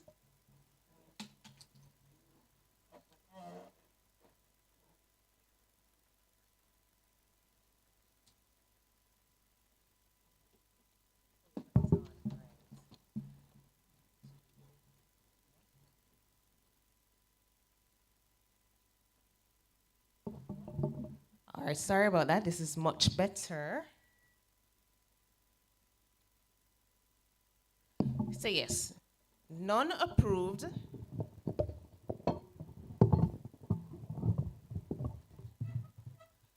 so non-approved substances are basically any pharmacological substance which is not addressed by any of the subsequent sections of the list, and with no current approval by any government regulatory health body for human therapeutic use. Example, drugs under preclinical or clinical development, discontinued drugs, designer drugs, and substances approved only for veterinary use. These are prohibited at all times. So here are some examples of non-approved substances. And by the way, these examples are new in the guidelines, a prohibited list. So you have S107 and S48168. Now, in general, this category includes substances that are not specifically indicated on the prohibited list. So if a substance is not approved for clinical use by any governmental regulatory authority and has enhancing potential, it may be prohibited under this category.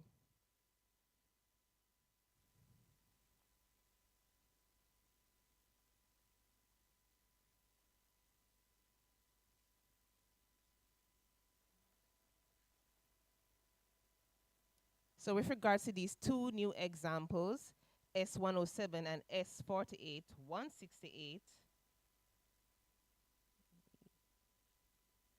these are experimental compounds that stabilize ryanotidine receptor 1 calstabine complex. And this is a complex that's found in your muscles, your skeletal muscles specifically. And the disadvantage is, why it's cheating, is that it enhances muscle performance. So thereby, if it enhances muscle performance, it will lead to endurance in an athlete's quicker recovery, and this is cheating.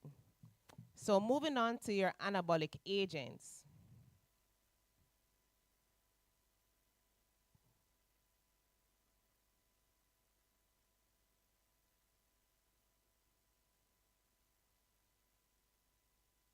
So anabolic agents are steroids, are basically they build muscle mass and fight inflammation.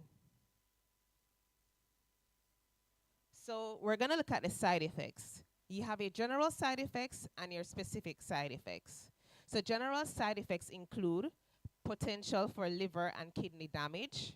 You may develop high blood pressure or diabetes. There's also increased risk of developing heart disease, and you can become addicted. Those who have acne already, it can actually worsen your acne. Now, side effects specific to males, it may lead to shrinking of testicles and impotence. For the woman, it may cause her menstrual cycles to be abnormal, and if she's pregnant, there can be damage to the fetus. Next, we're gonna look at peptide hormones, growth factors, related substances, and mimetics. Now, these substances work similarly to the effects of anabolic steroids. There's EPO, which works like blood doping, and HGH. I'm gonna explain these further. Now, EPO, or erythropoietin, is a hormone secreted by the kidneys that increases the rate of production of your red blood cells. And in response to that, it causes an increase in oxygen to the tissues. So The most medical use for this condition is for persons who have anemia or low blood count, which is related to kidney dysfunction. Its overall effect is to increase endurance, and in athletes, it is used mainly by long-distance runners and in cyclists in over 80% of the cases. It is injected underneath the skin. So therefore, you might imagine the more red blood cells that you have in your body is the more oxygen that's going to be delivered to your muscles, thereby enhancing endurance. So of course, it's going to delay the onset of fatigue, meaning an athlete can run harder for longer periods. And side effects include clotting, heart attack, and stroke. Now, HGH, or the human growth hormone, is a peptide that stimulates growth, cell reproduction, and cell regeneration in humans and other animals. So in adults, this hormone is used, for example, in muscle wasting disease associated with HIV. This peptide works by increasing lean body mass through increasing the size and increasing the number of muscle cells, thereby decreasing body fat as a result. So again, like EPO, it speeds recovery from muscle fatigue or injury. Some side effects include nerve, muscle, and joint pains, and so on. Now looking at the beta-2 agonists. These are types of inhaled steroids used for the treatment of respiratory illnesses, commonly asthma. So it's a bronchodilator, meaning that it widens the vessels around the lungs, relaxing them. So by doing so, you're increasing more oxygen available to the body. And in this case, you're increasing muscle oxygen delivery to your skeletal muscle, thereby again enhancing athletic performance and endurance. However, it has similar effects to the anabolic agents, which is injected or taken orally, if injected or taken orally. Now let's look at Ventolin, a common asthma pump, or salbutamol. So inhalation is not banned once the athletes do not exceed the prohibited list, which is 1,600 micrograms over a period of 24 hours in divided doses, but however not to exceed greater than 600 micrograms over an 8-hour period starting from any dose. Now, what does this mean to the athlete? Well, up to 16 puffs per day, or 1,600.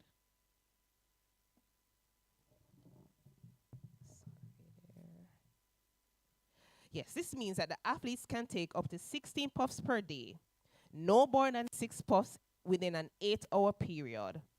And exceeding this limit will trigger a positive doping result. Next, moving on to your inhalers, for example, salmeterol, or sometimes called Seretide.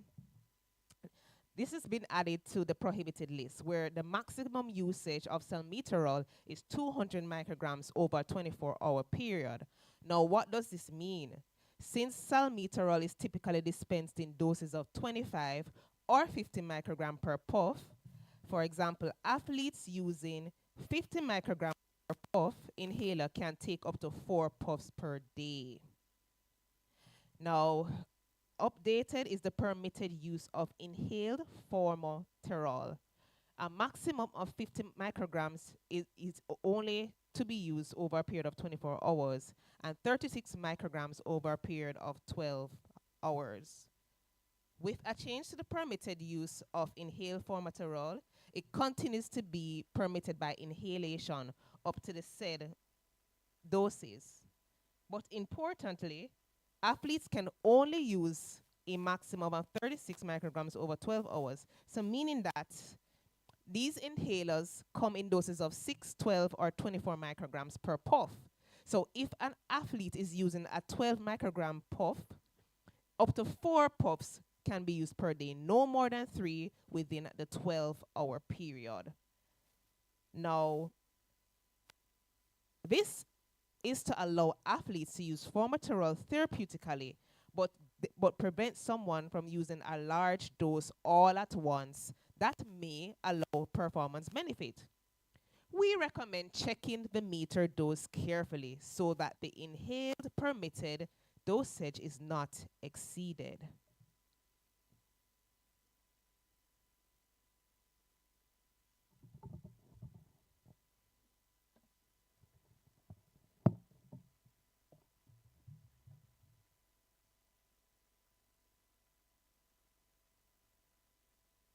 And just a final word again, beta 2 agonists used all by all other routes for administration is prohibited at all times.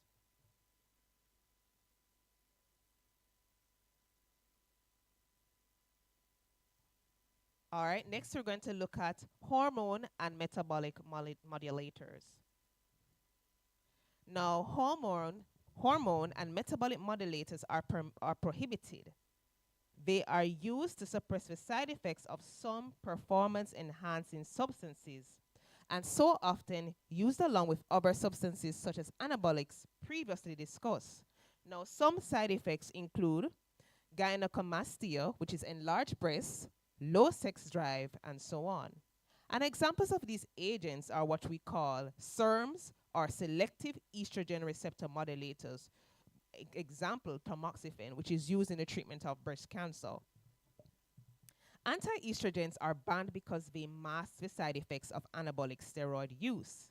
Their function is to boost energy for the athlete, making it more available, particularly to the muscle cells, and enhances recovery or performance, giving the athlete an unfair advantage. Now, added to the WADA guidelines for this year is a drug called elacestrant, or it's an anti-estrogen known as a selective estrogen receptor degrader. And it's also used in the treatment of breast cancer as well.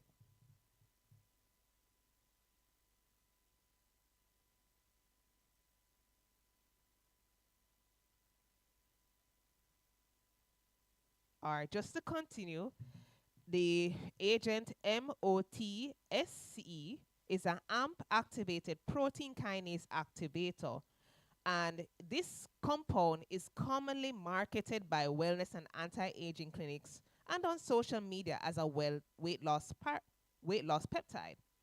Although it is experimental peptide, it is not approved for human therapeutic usage. Why? Simply because it enhances endurance and it's used for fat utilization, giving the athlete an edge in competition.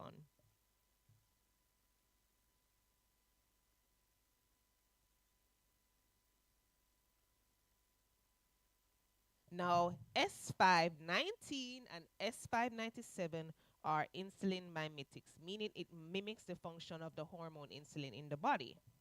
And what this does, it increases the glucose uptake, thereby enhancing energy efficiency.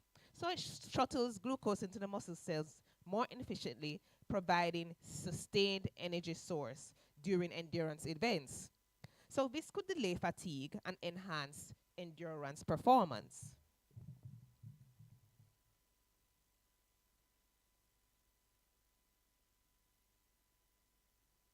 Another function is that they may also promote protein synthesis, leading to improved muscle repair and increased muscle growth. So these compounds optimize the body's use of your carbohydrates and fats, helping the athlete to maintain a leaner physique, thereby preserving muscle mass. All right, moving on to your diuretics and masking agents.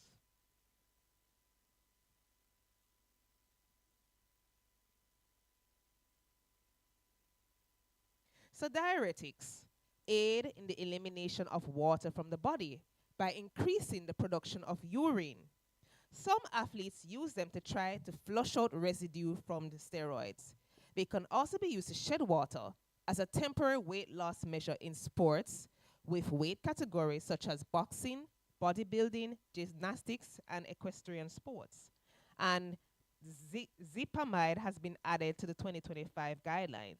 What it is a thiazide-like diuretic medication used in the treatment of high blood pressure and fluid retention associated with heart failure, liver disease, and kidney disorder. It works by inhibiting the reabsorption of sodium and chloride in your kidneys, leading to increased excretion or elimination of water, sodium, potassium, and other electrolytes. And this helps to reduce fluid buildup and it lowers your blood pressure.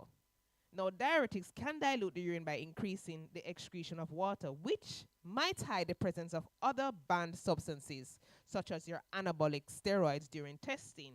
And this makes them the potential masking agents in doping control.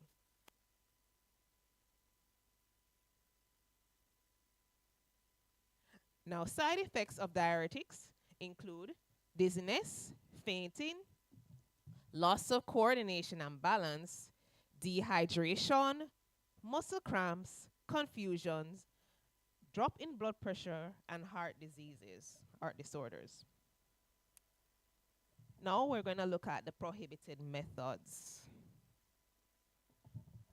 Now, prohibited methods are prohibited at all times in and out of competition. And this includes M1, which is the manipulation of blood and blood components, which is blood doping. And what it is that you're reintroducing, you could donate a sample of your own blood or reintroduce it or use somebody else's sample, red blood cells of any origin. And again, this will result in increasing red blood cells to your cell, thereby enhancing endurance, performance, and recovery.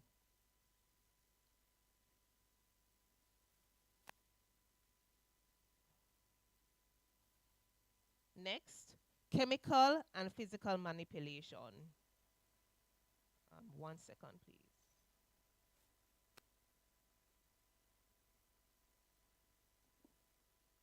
So, chemical and physical manipulation in doping refers to any attempt to alter, mask, or interfere with doping tests. And these are artificial methods used to enhance performance, using medical techniques such as tampering, intravenous infusions, blood withdrawal, and reinfusion. So tampering is basically involves deliberate interference with anti-doping procedures, including the ways athletes tamper with testing products. For example, swapping someone's regular urine with their urine, they're using someone's urine sample, or a synthetic urine compound to evade drug detection. It could also mean, as well as adulteration of samples, meaning adding substances to mask banned substances, for example, detergents or bleach.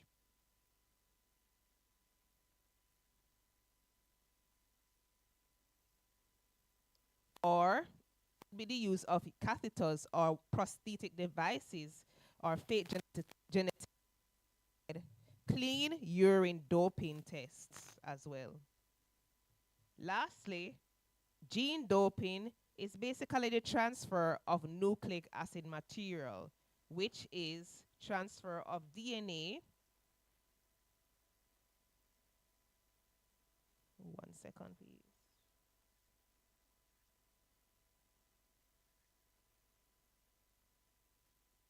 Yes, transfer of DNA into the athletes. And this is done by using of the gene editing agents designed to alter the gene sequences and transcriptional epigenetic regulation of gene expression. So gene doping refers to the misuse of gene therapy techniques to enhance athletic performance.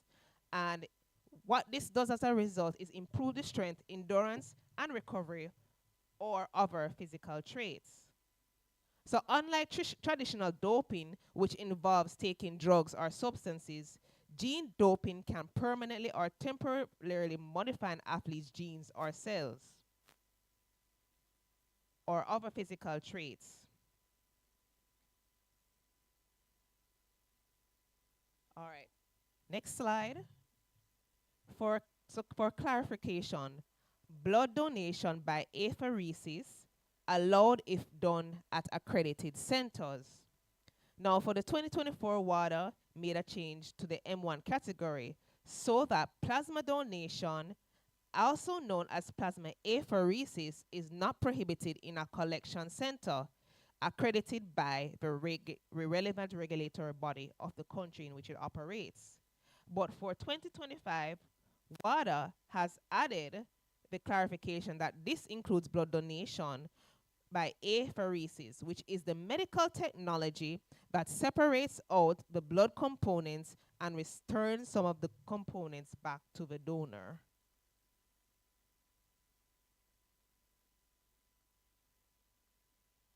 Now, it is understood that blood components such as red blood cells will be removed and reintroduced to the circulatory system.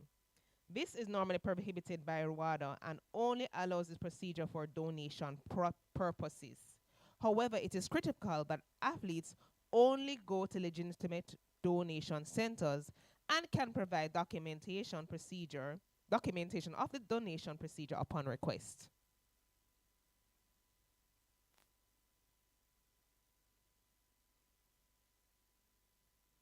Substances prohibited in competition. These include stimulants, and what stimulants does is elevate alertness, mood, and awareness. Examples include adrenaline, cocaine, and pseudoephedrine, which is found in over-the-counter common cold medicines. Additionally, WADA has added midodrine and tesofensine. These stimulants were added to the list. Guanfacine is used to treat for attention deficit hyperactivity disorder. These were permitted. Athletes should be on the lookout for tesofensine in dietary supplements, as it has been more commonly appearing on product labels.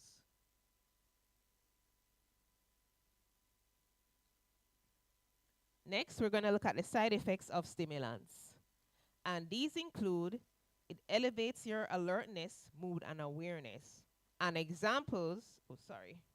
side effects include visual disturbances, problems with coordination and balance, anxiety and aggression, insomnia, which is having difficulty falling asleep, weight loss, tremors, and there's an increased risk of developing stroke and heart diseases. Now we're going to look at the narcotics, which reduce pain and induce sleep, and also may alter mood or behavior. And examples include morphine and oxycodone. Side effects include breathing difficulties, decreased hallucinations, for example, euphoria, decreased heart rate, nausea, vomiting, loss of balance, coordination and concentration, and also it can lead to addiction. Now, the cannabinoids.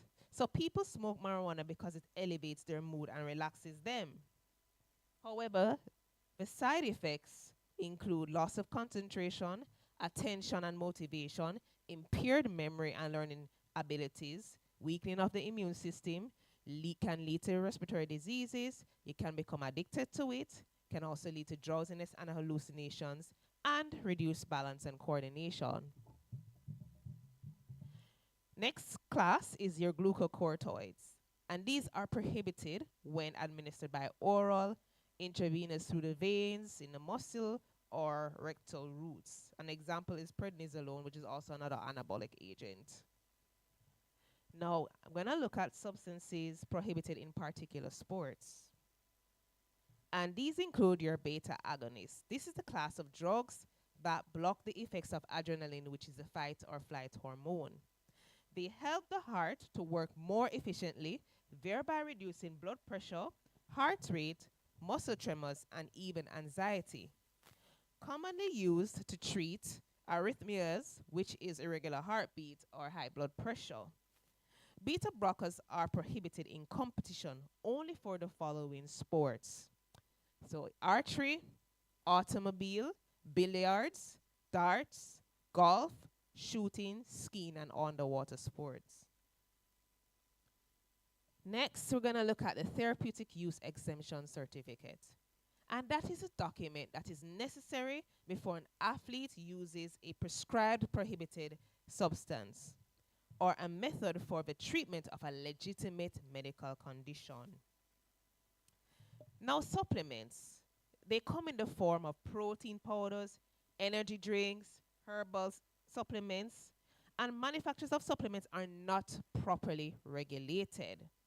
They do not fall under the same regulations as food and medicine. They do not have to state all their ingredients on the label. WADA and Jadco do not endorse any supplements. Many nutritional supplements are inadvertently or deliberately contaminated with banned substances, which contain stimulants, steroids, or steroidal precursors, and it may cause athletes to test positive. Big red flag. So do athletes need to supplement? Athletes generally do not need to take supplements. And before taking supplements, athletes should assess the need for supplements by consulting an accredited sports dietitian, a registered nutritionist with expertise in sports nutrition, or a sports exercise medicine doctor. Other general warnings include the terms in quotes herbal and in quotes natural. It does not necessarily mean that the product is safe. Pure vitamins and minerals are not prohibited on their own. Athletes are advised to use reputable brands and avoid those combined with other substances. Do not consume black market or unlabeled products. Athletes should not use anything which has an unknown source, even if it comes from a coach or a fellow athlete. Final warning, remember, there are no quick fixes for improving performance. So taking a poorly labeled dietary supplement is not an adequate defense in a doping hearing.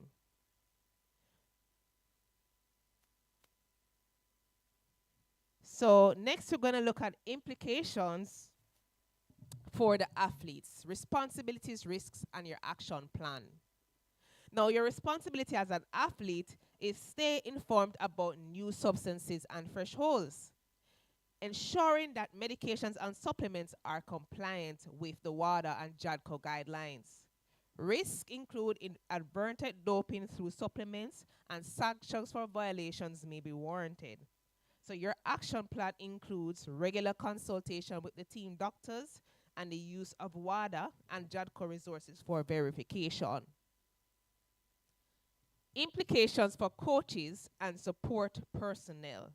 Your role is to educate the athlete on the prohibited list updates, monitor compliance during training and competition, and your responsibilities include reviewing athletes' diets, medication, and supplements, assisting with the therapeutic use exemption form when necessary. Practical implications of the 2025 changes. There is increased testing for new substances, for example, tesofensine, stricter dosage monitoring for formoterol, heightened scrutiny on experimental peptides, greater collaboration between athletes and support staff. Resources to stay informed include the WADA website, as well as the 2025 Jadco prohibited list document. Mobile apps for substance verification include the Global DRO app and also educational outreach programs like this one. The next steps for stakeholders include schedule meetings to review changes, conduct more anti-doping education sessions, develop compliance checklists, and strengthen communication with medical teams. In closing, athletes must always be aware what they consume and remember the strict liability principle. Be aware of your rights and responsibilities. Always have a copy of the prohibited list on hand. Tell your doctor or pharmacist that you are a professional athlete and should not be taking prohibited substances. And lastly, you don't need dope to cope. That's it.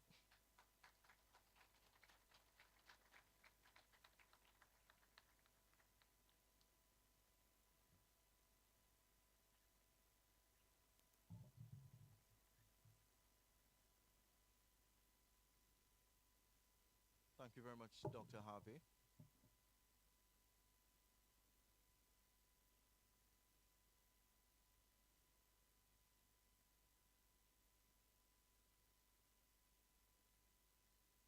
Another round of applause, ladies and gentlemen, for Dr. Harvey.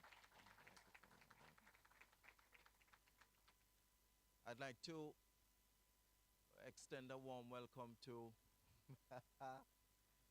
Dr. Rose. I can laugh, Dr. Rose. Dr. Olivia Rose, who is a licensed applied sports psychologist. And I might add that Dr. Rose is also the shadow spokesperson on sport, culture, and entertainment. Allow her to feel welcome, ladies and gentlemen. Before we invite the Executive Director of Jadco, Mrs. June Spence-Jarrett, to just provide you with the information concerning Jadco's achievement for 2024, I invite you to scan the code at the back because we need to hear from you. And fill out the form once you scan. We want to hear more from you, and so you answer whatever questions that are being asked. And there will be a question and answer section or segment after all of this. Now,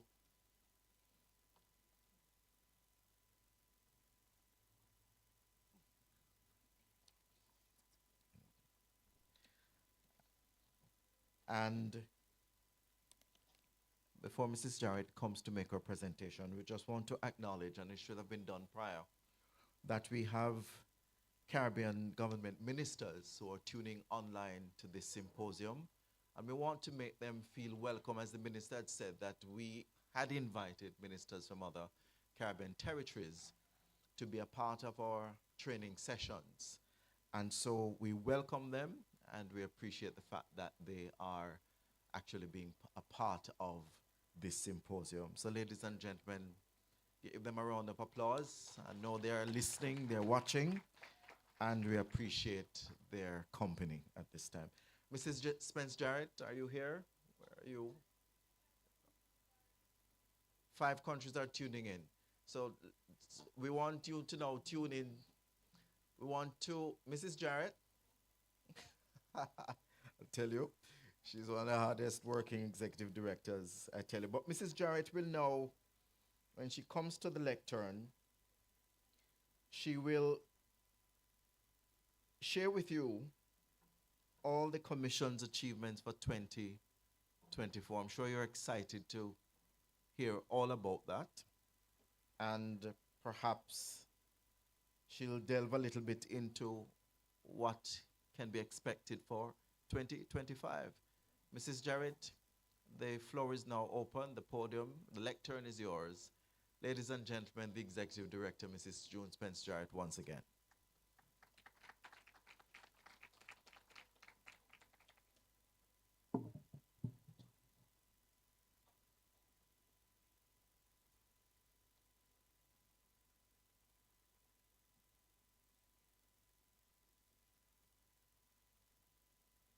Good afternoon again, everyone. Good afternoon. All right, I'm going to go very quickly. Some of the things that I have here, Minister has already done so, has highlighted our achievements. And as you notice here, we have a summary. Is it up? Could you please put it up, Mr. Fawkes? Which indicates who we are. All right, and we have our mission statement, which says to foster a dope-free environment in Jamaica that promotes the ethics and spirit of sport through education, testing, advocacy, and coordination of an effective and anti-doping program in Jamaica. And we have our vision. The vision is to become a premier world-class anti-doping organization. And I think what we have been doing, and from our achievements, I know we are headed there. And our shared core values pair professionalism, accountability, integrity, and respect. And you'll agree that and those words, those adjectives must describe Jadco. Professionalism, accountability, integrity, and respect. We are not only accountable to our minister in terms of carrying out the mandate, we are accountable to WADA, which is very important. Because if we don't, then we can be rendered what? Non-compliant. Our core responsibility is education, doping control, monitoring, and compliance. And just to inform the persons sitting in this room, we have already built out our organizational structure. And we can say when we started out in 2018, I think Ms. Blackwood and Mrs. Salmon, our chairman, will remember, we had 18 members of staff, including the ED. And now we are at 37. We had 3 divisions, we now have 5 divisions. We have a division now which is responsible for compliance and monitoring. We also have our senior legal officer on the establishment, which we did not have. Most countries, if you talk to most countries, most NODOs, they don't have what Jamaica has. We have a robust education plan and a robust education program. We are satisfying the education, pardon me? Standards of education by WADA, because we're now carrying out our impact study. One is presently being conducted by UTEC, and I don't see her here, but she's a rep. That should have been our second impact study. And so we know that we must do what we have to do in order to remain compliant. And I can tell you when we did our CCQ questionnaire 2 years ago, 3 years ago, yes, we were compliant. Another one is due after the World Anti-Doping rules have been changed, which is 2026. Another one comes into play where we now have to do what we have to do and answer. For us to remain compliant, we must state what we are doing. And we not only have to say it, we have to prove to them. We have to send documentation to prove that we are remaining compliant. Now, when I spoke, I mentioned that we are now ISO 9001. We have been recommended. We have done some time with it. It's a long, tedious process, but we managed to overcome. So when you walk into Jadco's office now, you not only see our mission and our vision and our core values, you see our quality policy statement, which was signed from March 2023, and it must be signed by the executive director. So it's right on our wall as you enter, and it says, the management and staff of Jadco are committed to fulfilling our mandate in keeping sport clean and protecting brand Jamaica. To maintain and improve this, the Commission commits to, and you have their deliver quality, effective, and efficient services which will meet and exceed the expectation of customers through improved testing, education, and training programs. This will be driven by the intelligence and investigative process. We promote and protect the integrity of sport as well as the health and rights of our athletes. We develop employees' competencies, creativity, and accountability through innovative programs, strong leadership engagement, and commitment. And achieve a high level of customer satisfaction while conforming to the requirements of ISO 9000 quality management system standards and the relevant statutory and regulatory requirements. We are presently conducting our customer satisfaction survey. So you associations and federations and sports clubs, When you see us send you the survey, please answer and return to us. It's important because this will help us to improve our delivery of service.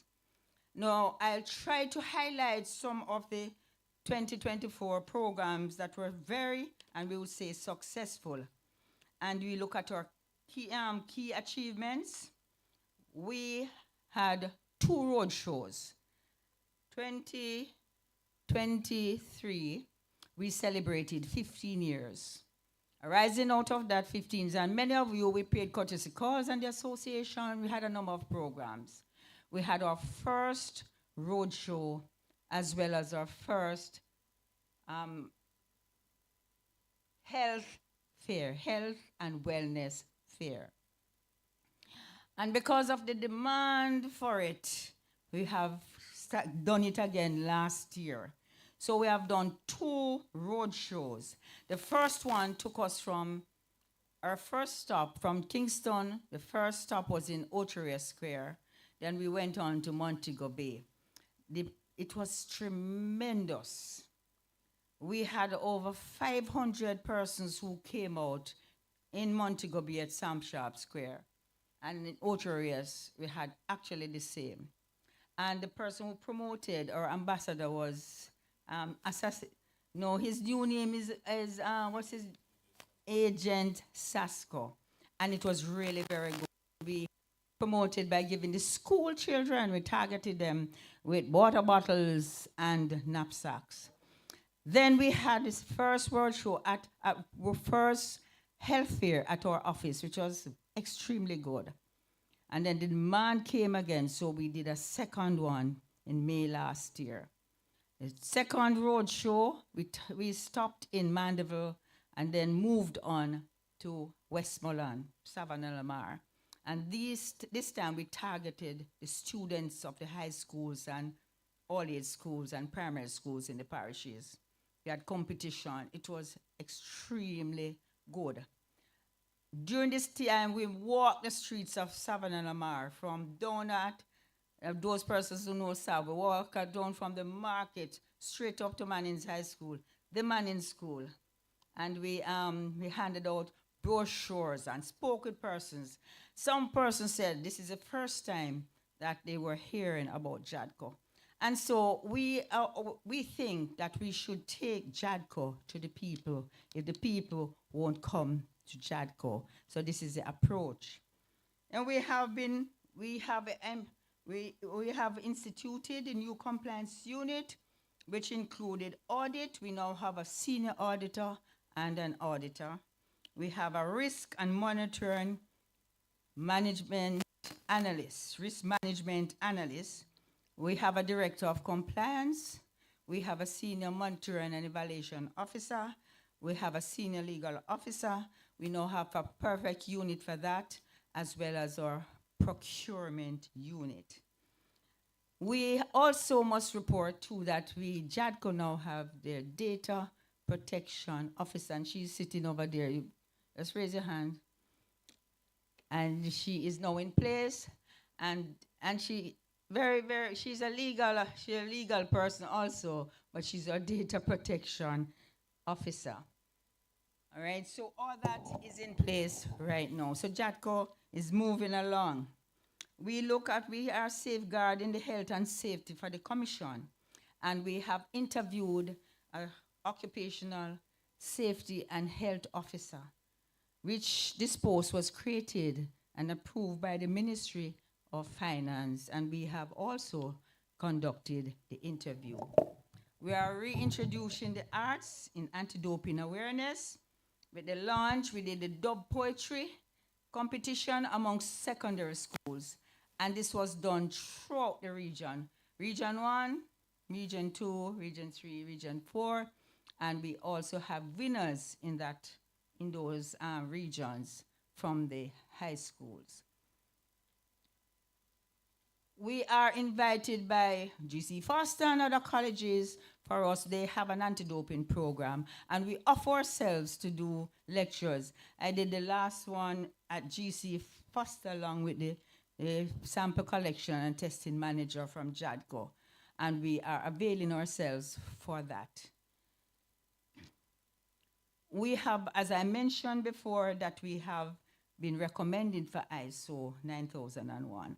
And I'm sure I remember when I came to Jadco, first request, Mrs. Blackwood, was there, when are we going to get all our programs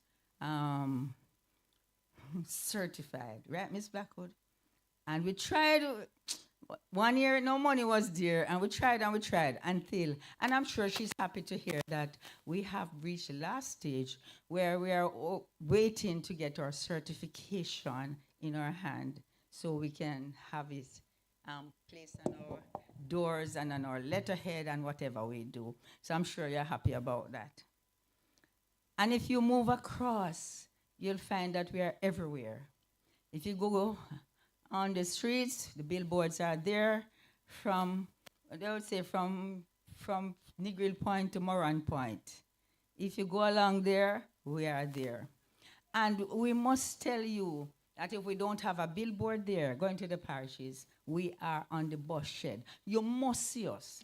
The JUTC buses, you must see us. We're branded from behind, we're branded from the side, so any position you're in, you're expected to see it because we must spread the message. Ignorance is no reason to break rules and laws. Correct? Good. I don't hear anybody answering me, man. No. We are moving forward, because we are now putting up our billboard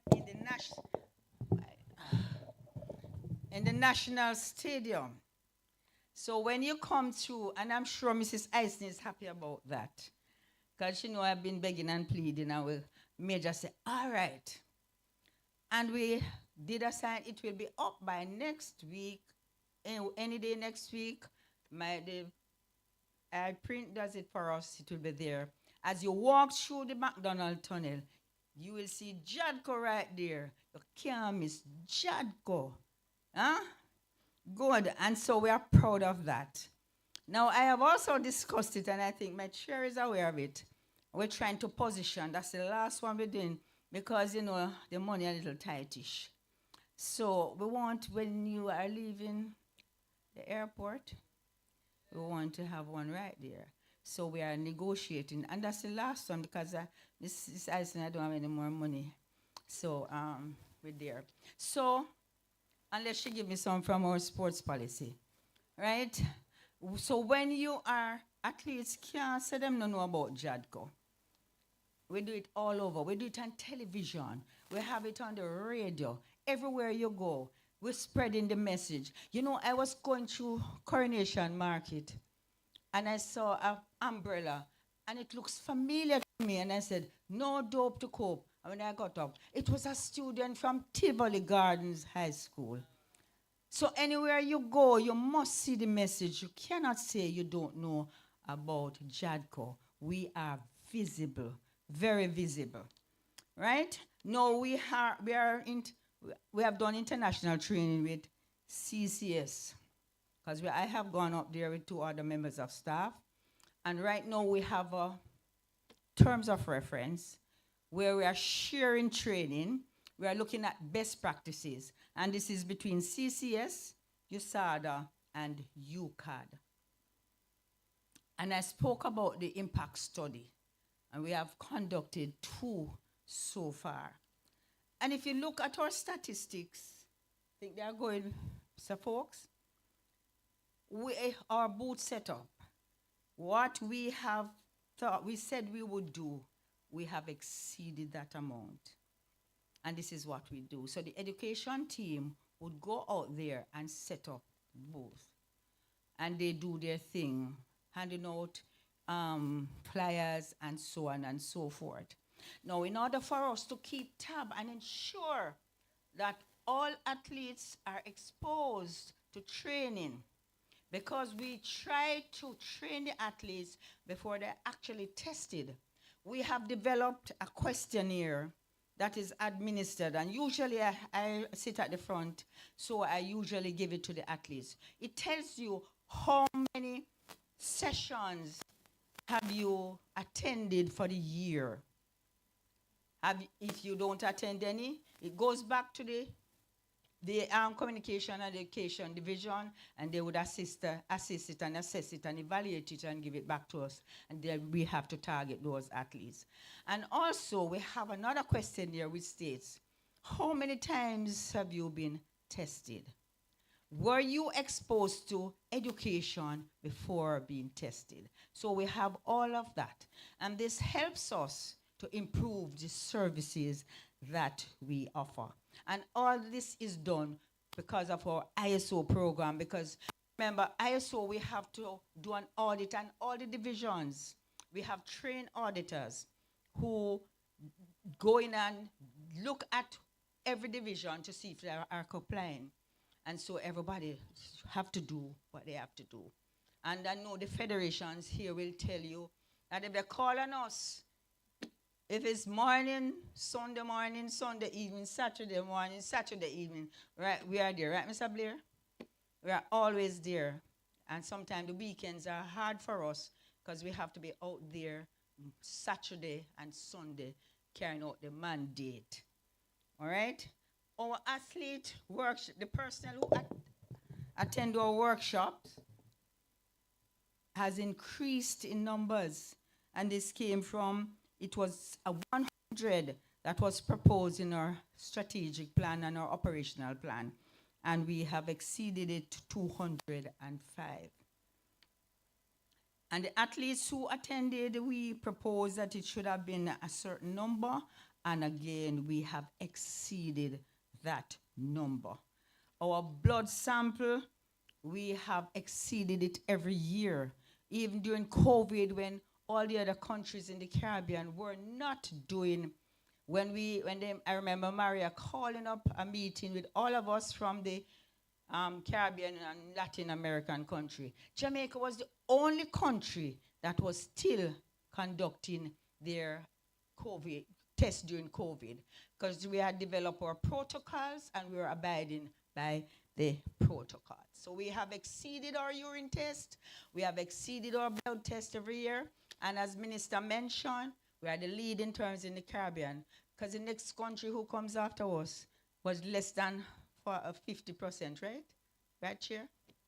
Good, so we are moving on, and the guys will say we are motoring on and trying to do our best.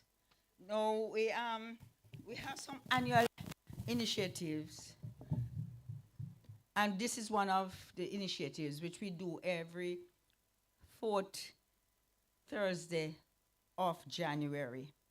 Then we have our school tour. We, between February and March, and sometimes we go over into April, we do our school tours. When we have our junior workshops, athletes workshop, some of these schools, because of where they are not able to come out. So next month, February and March, we are into St. Thomas and Portland. We are going into the schools. And in May, we are going to be having our road show. May is our health fair, and September is our road show. And the Junior Athletes Education Workshop is in October, and we start with Region 1, then to Region 2, Region 3, and Region 4. And if I might just tell you, Region 1 is Kingston and St. Andrew, St. Catherine, St. Thomas, and Portland. And Region 2 is Clarendon, Manchester, St. Elizabeth. Region 3, Westmoreland, Hanover, St. James, and sections of Trelawney. And Region 4, we have St. Anne, sections of Trelawney, and St. Mary. That's it. I think we have covered that. And then our Senior Athletes Workshop is in November of every year. But during that time, anything that comes up, any request that comes up from the associations and any request that comes up from the schools, we are there to conduct our workshops with them. I will also mention that we're going to be starting the Parent Teachers Association education program. We started with JC, and we are going to move into the other schools. Because we are thinking that the parents need to know what is happening. It's not because sometimes what comes up, and I have an open line to all of the associations and an open line to the athletes. And so I will get a call. Parents need to know. And there's the swimming group especially. The swimming group, the parents are very involved. So we had our first one at the office. We accommodated them on a Saturday morning at the office. And it was interesting to see how the parents themselves were involved. So we are moving into, we're starting a pilot into Kingston and St. Andrew to start the Parent-Teachers Association meetings again. That's important. I can also mention to you that we are going to be doing a certification program where our doping control officers and chaperones, that we are partnering with University of the West Indies. We have had our first draft to have our program accredited, and we are reviewing it now, and as soon as we have the okay, then we will be proceeding with that. When we have it going, then we will invite the other Caribbean countries, because doping control officers must be trained. Persons who work in Jadco cannot be taken off a shelf. They must be trained and understand, because we have international rules and we cannot afford to become non-compliant. And as I said before, ignorance is no way to break rules. We have some highlights of the dub competitions, where you see all the children who are involved in the schools and in the program. I mentioned before that we are partnering with wider government entities. Minister mentioned it, because sometimes it's difficult to get them to be released from their jobs to carry out their duties as a doping control or chaperone. So we are partnering with that. We are completing the work that has been started with a school where we are establishing a computer lab. We have the computers ready, and we are just working now on the refurbishing of the room. We need, and it's going to be when they turn on the computer, the message will come up that it is, Jadco message will come up, so they will know what is happening. We are going to improve the report doping campaign. If you see something, say something. We are reviewing the proposal now to be sent to the board, and then we'll take it from there. And we are also going to be finalizing, as Minister said, the memorandum of understanding between local and international partners. We are trying, and this is what we are proposing, to establish a quarterly roundtable talk where we'll have persons from the federations. We sit together on a quarterly basis. You say what is happening to you. We find solution. And we sit together and iron out some of the problems we are having. That's a proposal, and we hope for that to be carried out soon. I think what we are doing here, we are expanding anti-doping education to include the primary schools. So we are going to renew the discussion we have with the Minister of Education, so that we can have that established on the curriculum. And we mentioned the expanding the Parent-Teachers Association initiative to involvement of parents and teachers in the anti-doping awareness campaign. We are expanding contract testing. We are offering other Caribbean countries. Already we are doing for CCS, UCAD, USADA, and Bahrain. And we are expanding that to include other countries. And as we said before, we are established anti-doping in all sporting federation. We must have, and I want the association and federations to listen to this, we must have an anti-doping officer designated to talk to us, because sometimes the heads are busy. They must talk to us about what is happening in there. Sometimes we can't even find some of the athletes. We have to go through you to help us. And some association, I just said it when we were outside, we have great relationship now with the association and federations. And we have, and how did this come about? We have our established courtesy calls where we go in and speak to them. Tell us what are the problems you're having. What can we do? What can you do to help Jadco? And arising out of this, the relationship has changed and we are having much more dialoguing with everybody. I must say and I emphasize again, many persons will say, why do you do ISO 9001? And why do you want a quality management system? And I just want to highlight some points at the back. It says, ISO 9001 outlines requirements for a robust quality management system which help NADOs manage their operations efficiently and consistently, including procedures for testing, data analysis, and communication with athletes and stakeholders. What it does again, credibility and trust.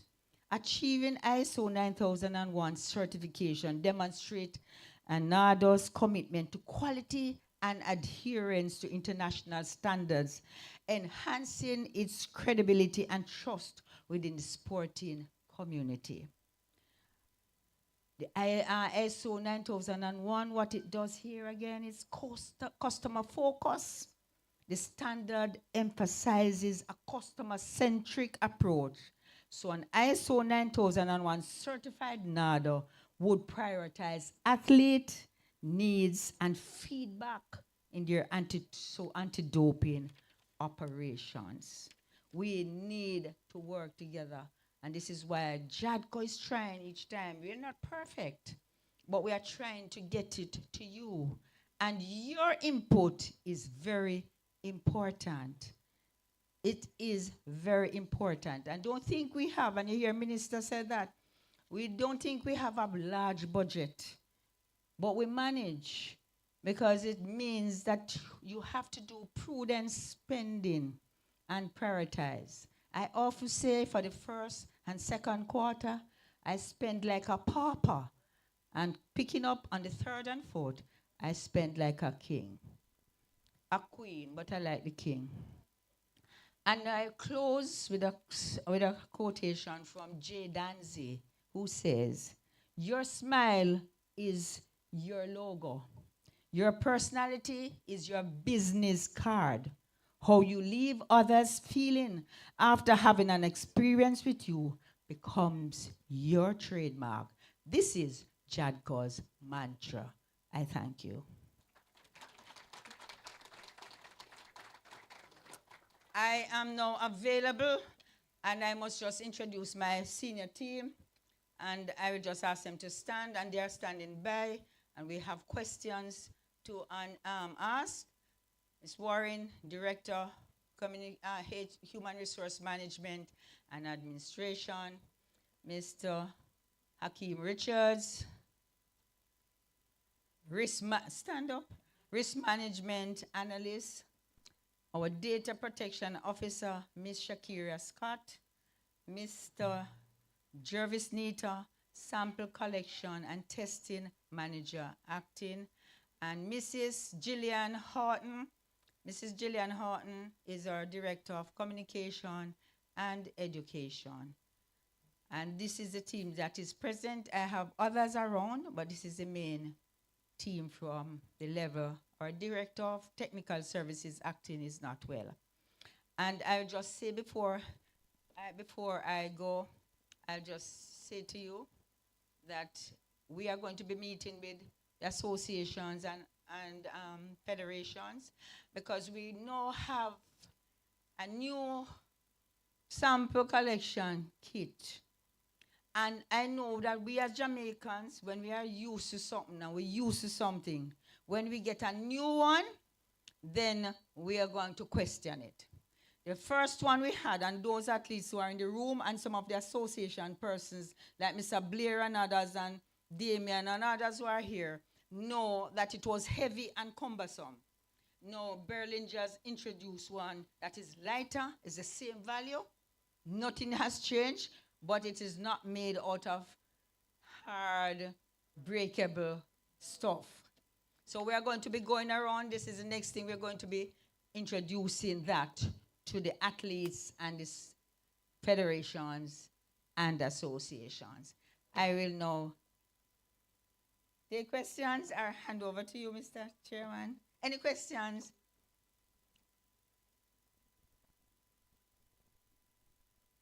There's a, where is the PR, Miss Love? Can you, Mr. Blair, can you take a microphone over? The blue one. Folks.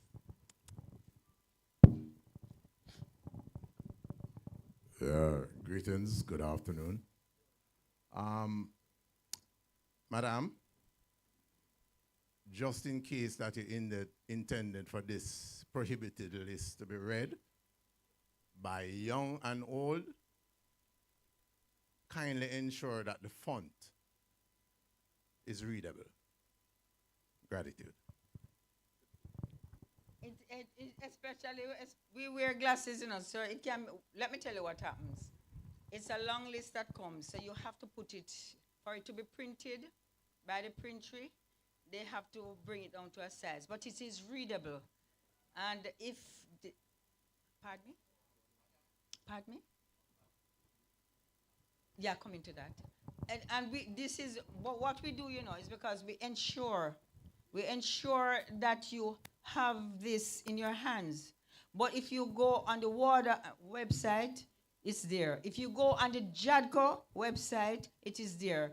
It is available online in addition. So, and everybody, if you notice, every student have a computer, not a computer, a cell phone, right? They're always having their cell phone. And what we do when we go to the schools and we send it out, we ensure and let them know where it can be found. So it can be found. If you said in your presentation, you said in your presentation that you intend to reach the parent. Now, as a coach, I'm sharing with you. Can I get your name and your association? All right, I'm Coach Babatunde. I am a football coach. I am just sharing this with you as someone who has to deal with the parents of our ballers all the time. This here is readable for adults and young people. The font is quite clear. If you put this into a parent hand, it's a turn off immediately. No, what we are going to do, we're not going to give that to the parents to read. When we are having our parent-teachers association meeting, we are going to have a PowerPoint presentation. And it's going to be bold, where we are going to be there and explaining it. And usually we partner with JMDA. Where's Doc? Where is Doc? We always have our JMDA personnel who goes with us.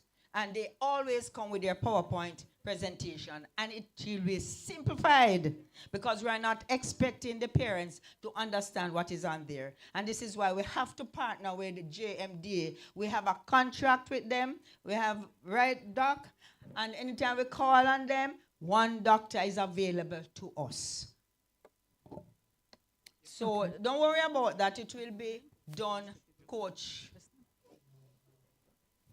Hi, good afternoon, everyone. I'm Suzette Singh Oglam from the Badminton Association and also parent to two athletes. As a parent, I'm looking at your list. I did go on the website and I looked and I'm like, oh my God, this is another language. How do I interpret what is in the list and how do I recognize these things in our everyday medications or everyday foods that we eat and so on? I don't think we are able to translate that to our everyday life, and it makes them paranoid to say, hey, I'm not having anything, I'm not going to eat this, I don't know. It's something that I think the your commission should be able to take on to educate the athletes and the parents and all the different stakeholders so they are more likely to understand what it means. And this is what I just mentioned to the other parent, the coach over there, that this is what we are going to be doing. And your suggestion is taken, but we are intending to do that. Any other question?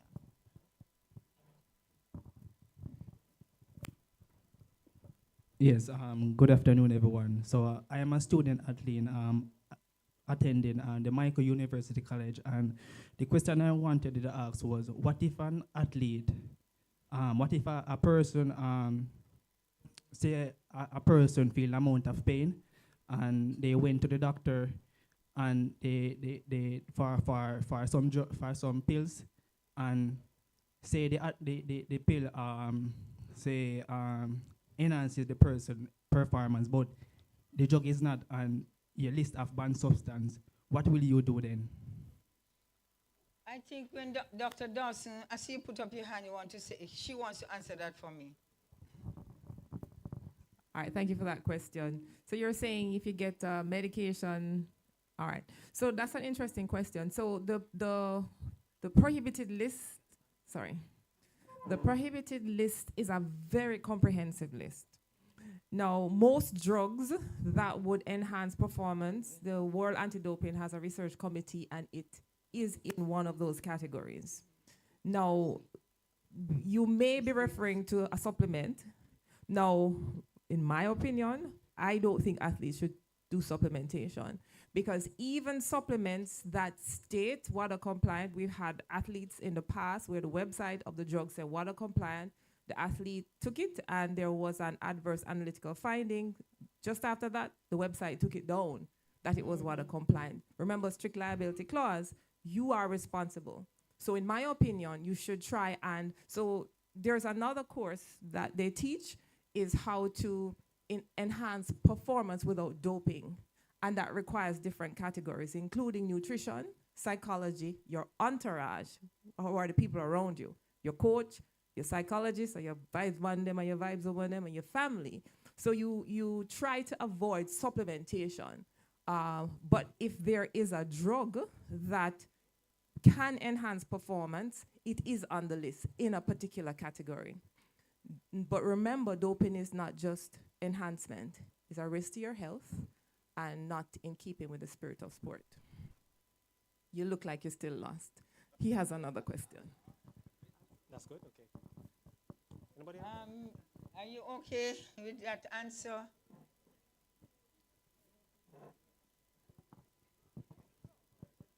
Any other questions?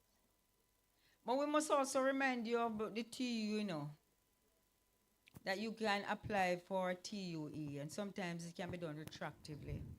Because if you find out that, Mr., I'm going to call on the sample collection manager to come and explain it.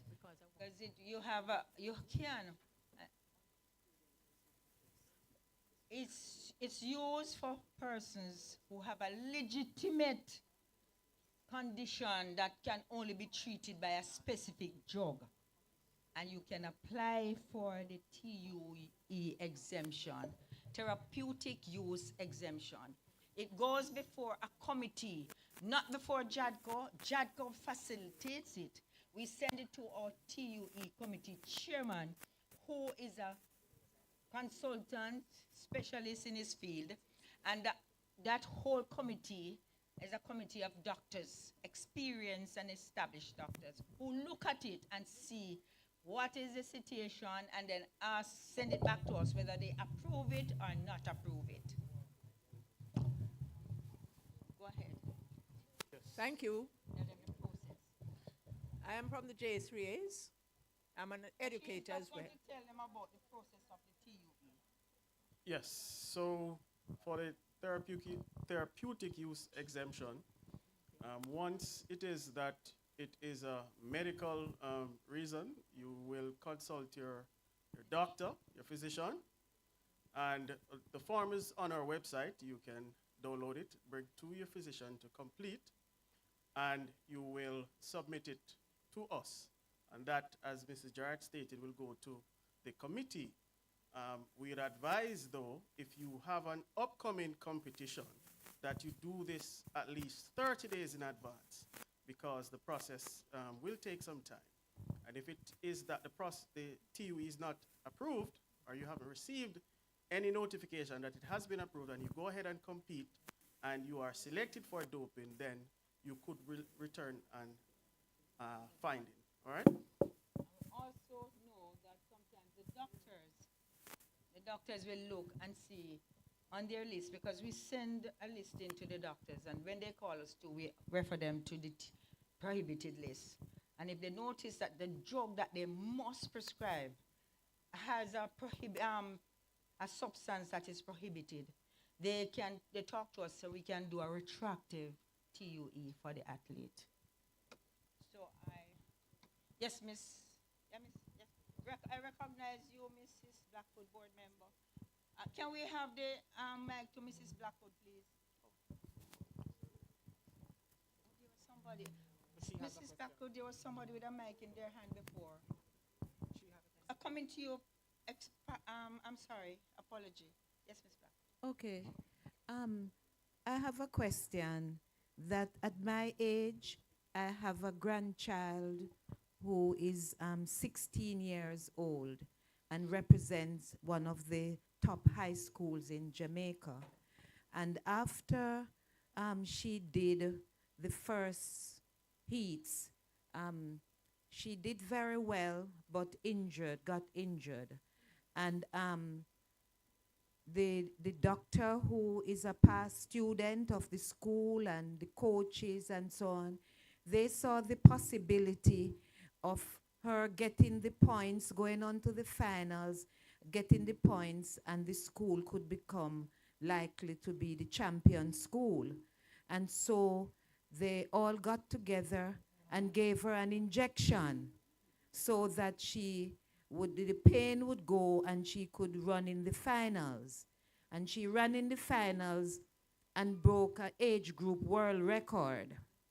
And then she was tested and found that she was in violation, an anti-doping violation. And when the matter was raised, the child was penalized and given a 4-year ban. Now, what happens to the doctor and the principal and the coach, who were all complicit? She, as a teenager, was very excited about supporting her school. As a grandmother, I was even more excited about her name being in the newspaper. What I want to find out is, does the Anti-Doping Act protect my grandchild? What happened to the doctor, the principal, and the coach who colluded to give my grandchild, the injection? That happens almost every year at Champs. Once it is brought to our attention, Ms. Blackwood, there's provision for the coach and the doctor and whoever administered that, colluded with that, to be charged. But if it has to be investigated and brought to our attention. And I just want to remind all persons here that we don't do the sanctions. We prepare the cases. Yes, pardon me? Yeah. Let me just finish and then I'll allow it. Once it is, we don't do the sanctions. It goes to a panel, independent anti-doping panel. Jadco's responsibility is to prepare the cases. Once it is brought to us, the sample goes to the lab, and the sample goes to an accredited lab. The results come back to us. We have to action it. And what we do first is to inform the athlete first, and then the associations of the result of the sample that was collected. And they have time in which they should respond. It is taken before the panel. Now, if that is brought out, that it is this coach, most time, because it is now in the act that says, not in the act, in the rules, that says a preliminary investigation is done by the investigator. So before we do everything, the investigator would go out, and if sometimes persons are not willing to speak out, if they don't, then we can't investigate and find out that there was a teacher or a doctor or somebody else that was involved. Once it is known, an investigation is carried out, and they too, because there are sanctions for coaches,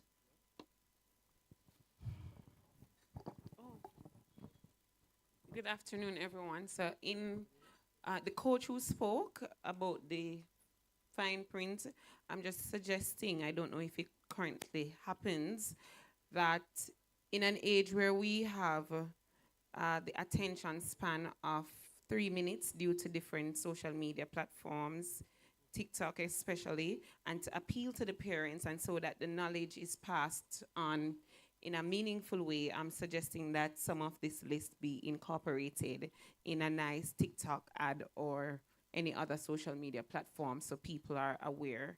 And I'm really sorry to hear about what happened to your granddaughter. I know that grandparents live to be proud people that they can say, that's my grandchild. And in instances like that, of course, further investigation would be needed. But just to remind all parents and coaches here that it is very important that you get the consent of the parent, especially if the child is under 16 years. Under Especially 18, if the, under if the child is, 18. Under is a child 18. under the age of 18. Thank you.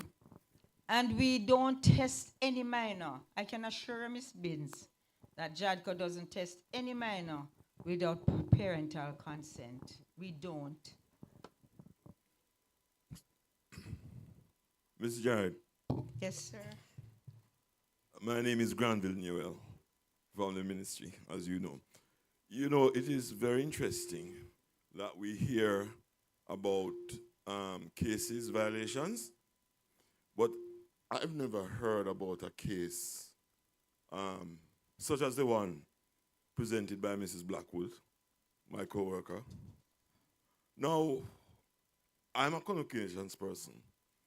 What happens? Why is not publicity given to instances such as those to put people on warning that they may not do these things with children?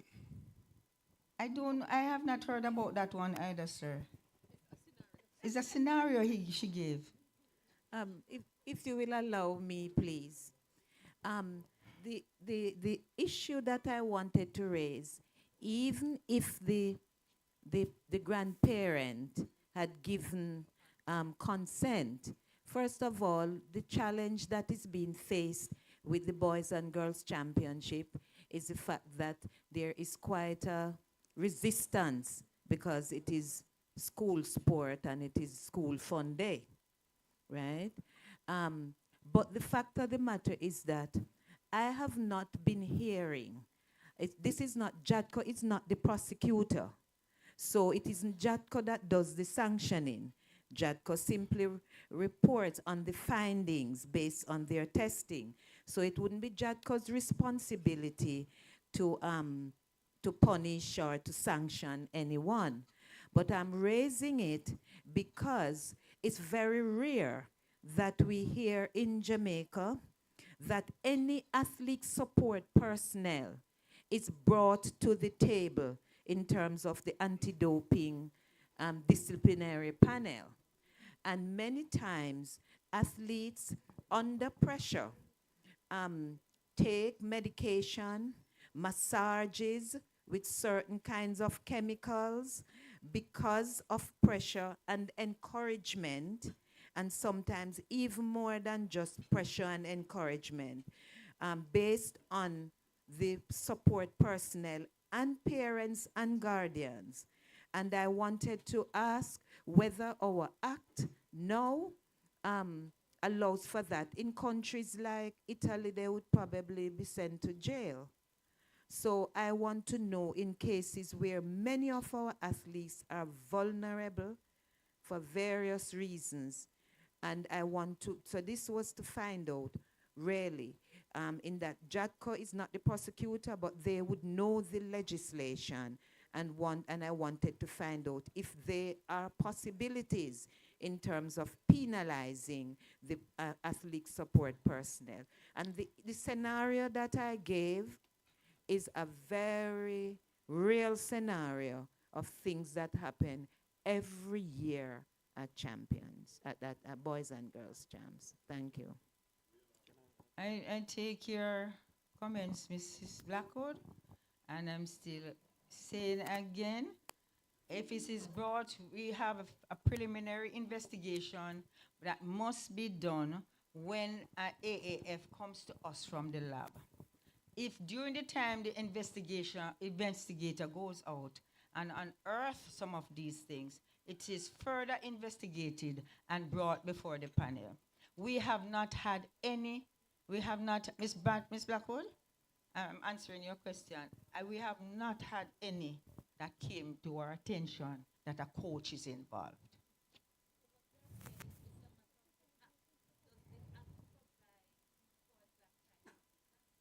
Yes, yes. And the sanctions that are meted out, we have 11 rules, anti-doping rule violations, and some of them involve the coaches.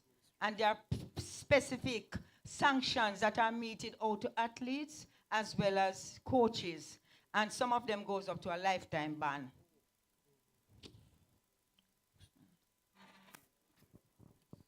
Yeah, there is a lady who has coming to you, Mr. Beckford. Two things. As an educator, I am concerned when our students are penalized, especially in the area of sports. I am a member of the J3As, and you can understand why I am particularly concerned in when there's a situation as the one that was just mentioned. But it's a little more than that. Jadco is a body that has to do with doping, anti-doping, all of that. Our children, generally, it must be observed by most of us in here, if not all, of the number of them who are getting themselves involved, especially where doping and other areas are concerned, in the drinks they get, etc. Does Jadco reach students who are not necessarily sporting, or children involved in sporting activities? That's one. And secondly, has Jadco been able to reach all the schools that are actually involved in sporting activities? And thirdly, just give me one at a time because I'm not going to retain it. The first one you asked, does Jadco reach the students who are not involved in sport? Yet the answer is yes. The answer is yes. And if you heard with me, I said, and I think our chairman made a point, that formerly we used to start when they become athletes. Now we're starting from the primary school level where we are educating them to the do's and don'ts. So yes, we do. And I mentioned too, Madam, that we have starting February. It's an annual initiative. February, March, and we go over sometimes into April where we touch the schools. I mentioned also that we are taking Jadco to the people where the people cannot come to Jadco. So yes, we do. The next question you asked, if we are touching all the schools? Yes. It is, if you have been able. It is impossible for us to go to every school to say, yes, we are doing it. No. But we are attempting to get to the schools who are not coming out to our workshops. We try to get to them, go into the nooks and crannies of Jamaica to get some of the students.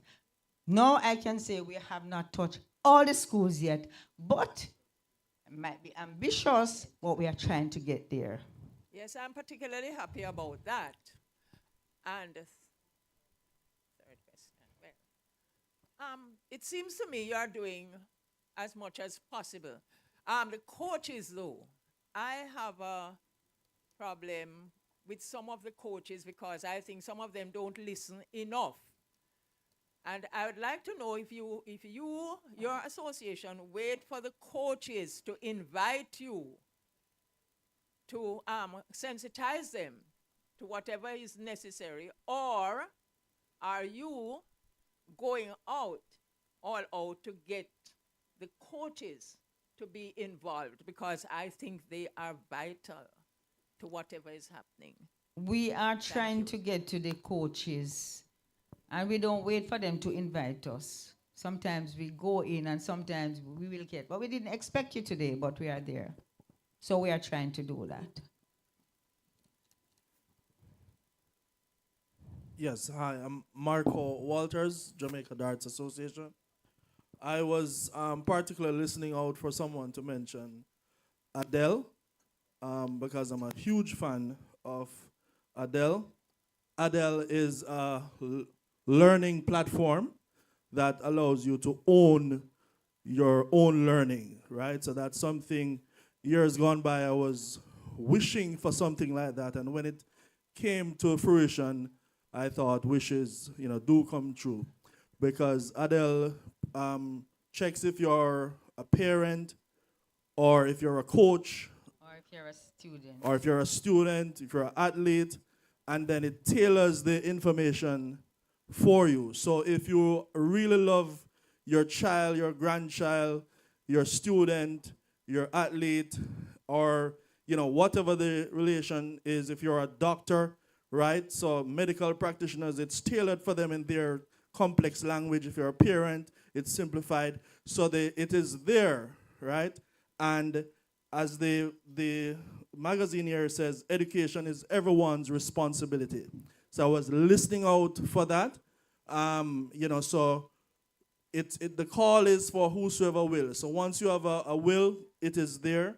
And everyone should get involved with Adele. Thank you. And I just remind you that it's 2 years ago when we had our president, we told Banker, we had a whole presentation on e-learning where we had a presenter online from WADA.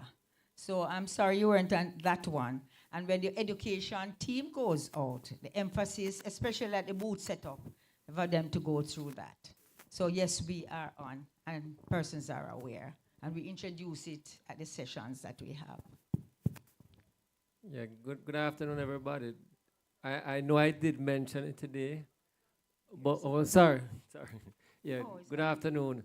Much of what we are discussing, for example, my colleague Ms. Blackwood discussed, if we had good safeguarding policies, all of that is covered under good safeguarding. So it's important for us to remember we see this as not being important, and as we say, it's not the sexiest topic in town, but if our coaches are taught about the relationship they're supposed to have with athletes, then they would not do these things that they do sometimes. Thank you for that, Mr. Beckford. And just to say, if you do have a safeguarding policy, you can go to gymnastics website, you can go to the IOC website, you can go to the FIFA website. They're all over the place, and they're all quality documents. Mr. Blair, somebody over the corner. Any more questions?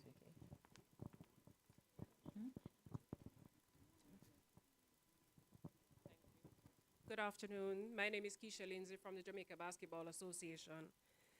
My question is, does Jadco have a calendar of events from each of the sporting federation to better guide you as to when they're having their events so you can pop up and do the random testing? And I can answer you. We have sent that out to all the 33 sporting associations asking for certain things. 30 answered. 2 promised to send in the sporting calendar and all that they have. And 1 have not responded to us. And Mr. Jervis has gone out to the institutions who have not submitted, and also to the association that has not responded at all. The association is no longer at that location, so we are trying to find them. Yes, we have. Yes, and any other question? I see Doc. Yes, Doc, from powerlifting. Doctor. Yes. Good afternoon, everyone. I'd first like to add my congratulations and I'd also like to add it on behalf of the National Powerlifting Association on the wonderful symposium that you've presented here today. My point might sound trivial, but I would like to suggest that it is not only a suggestion, but something that,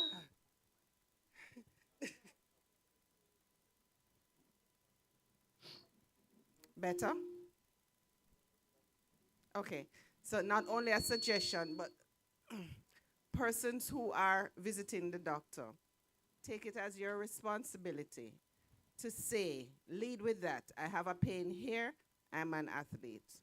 And the point of that, is don't expect that every doctor is going to know that they shouldn't take this drug or they should take that drug. Some physicians you go to, I'm embarrassed to say, the minute you go in, they start timing you to see how soon they can usher you out. And therefore, important information and conversations like, I'm an athlete and I belong to whichever organization, don't surface in the whole conversation. And this is where problems can get in. So it might sound simple, but it is important for you to broach the subject. Thank you, Doc.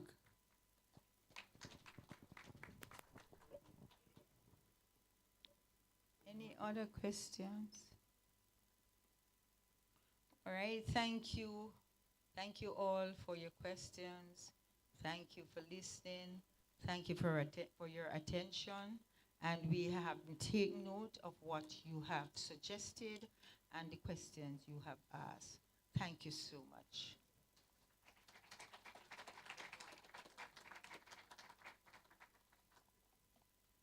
Ladies and gentlemen, if you have additional questions, please pose those to the relevant individuals after this session. We had prematurely entered into the question and answer segment. And of course, we want to apologize to our saxophonist who is running a tight schedule to now come and deliver her performance. Please help me welcome, ladies and gentlemen, Andreen Brown.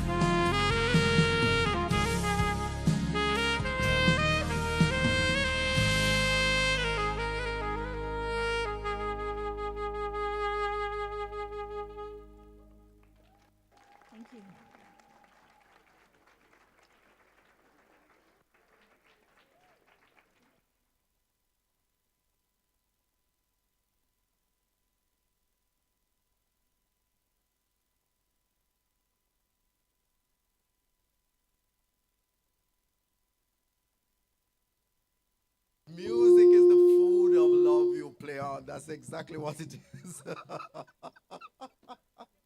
Listen, a bigger round of applause, ladies and gentlemen. We can appreciate the performance, 2024 Senior Grand Champion Performer of the World by the World Championships of Performing Arts, W. Copa in LA. And we appreciate you, Andreen Brown. And of course, her first instrument that she learned to play was the clarinet. So she's come a very far way. My parishioner, St. James. Thank you. All right. So, ladies and gentlemen, that's a nice way to just bring the curtains down on today's proceedings. But before that, I'd like to remind you to just scan the barcode at the back of your programs, because your feedback is important to the Jadco, and we really, really would like to hear from you. Also, for further information about the Jamaica Anti-Doping Commission, you can visit its website at jadco.gov.jm. You may also visit the Commission's Facebook, Instagram, X pages, and YouTube channel. The QR code for the Commission's Instagram page is also on the back of the program. And we've come to the end of today's proceedings. What a morning and day this has been. Thanks to the Jamaica Anti-Doping Commission, Jadco, for staging this symposium under the theme, Clean Sport, Shaping Jamaica's Global Reputation. Thanks to the Jadco for its hard work, led by Mrs. June Spence-Jarrett, the Executive Director, supported by a Board of Directors chaired by Mrs. Debbie Ann Brown-Salmon, under the guidance of the Minister of Culture, Gender, Entertainment and Sport, the Honorable Olivia Grange, OJCD MP, and I thank the Minister, who had to leave based on her busy schedule, for her continued guidance, hard work, and for her presentation today. The Honorable Ian Forbes, CDJP, I want to thank him also for his message and his endorsement.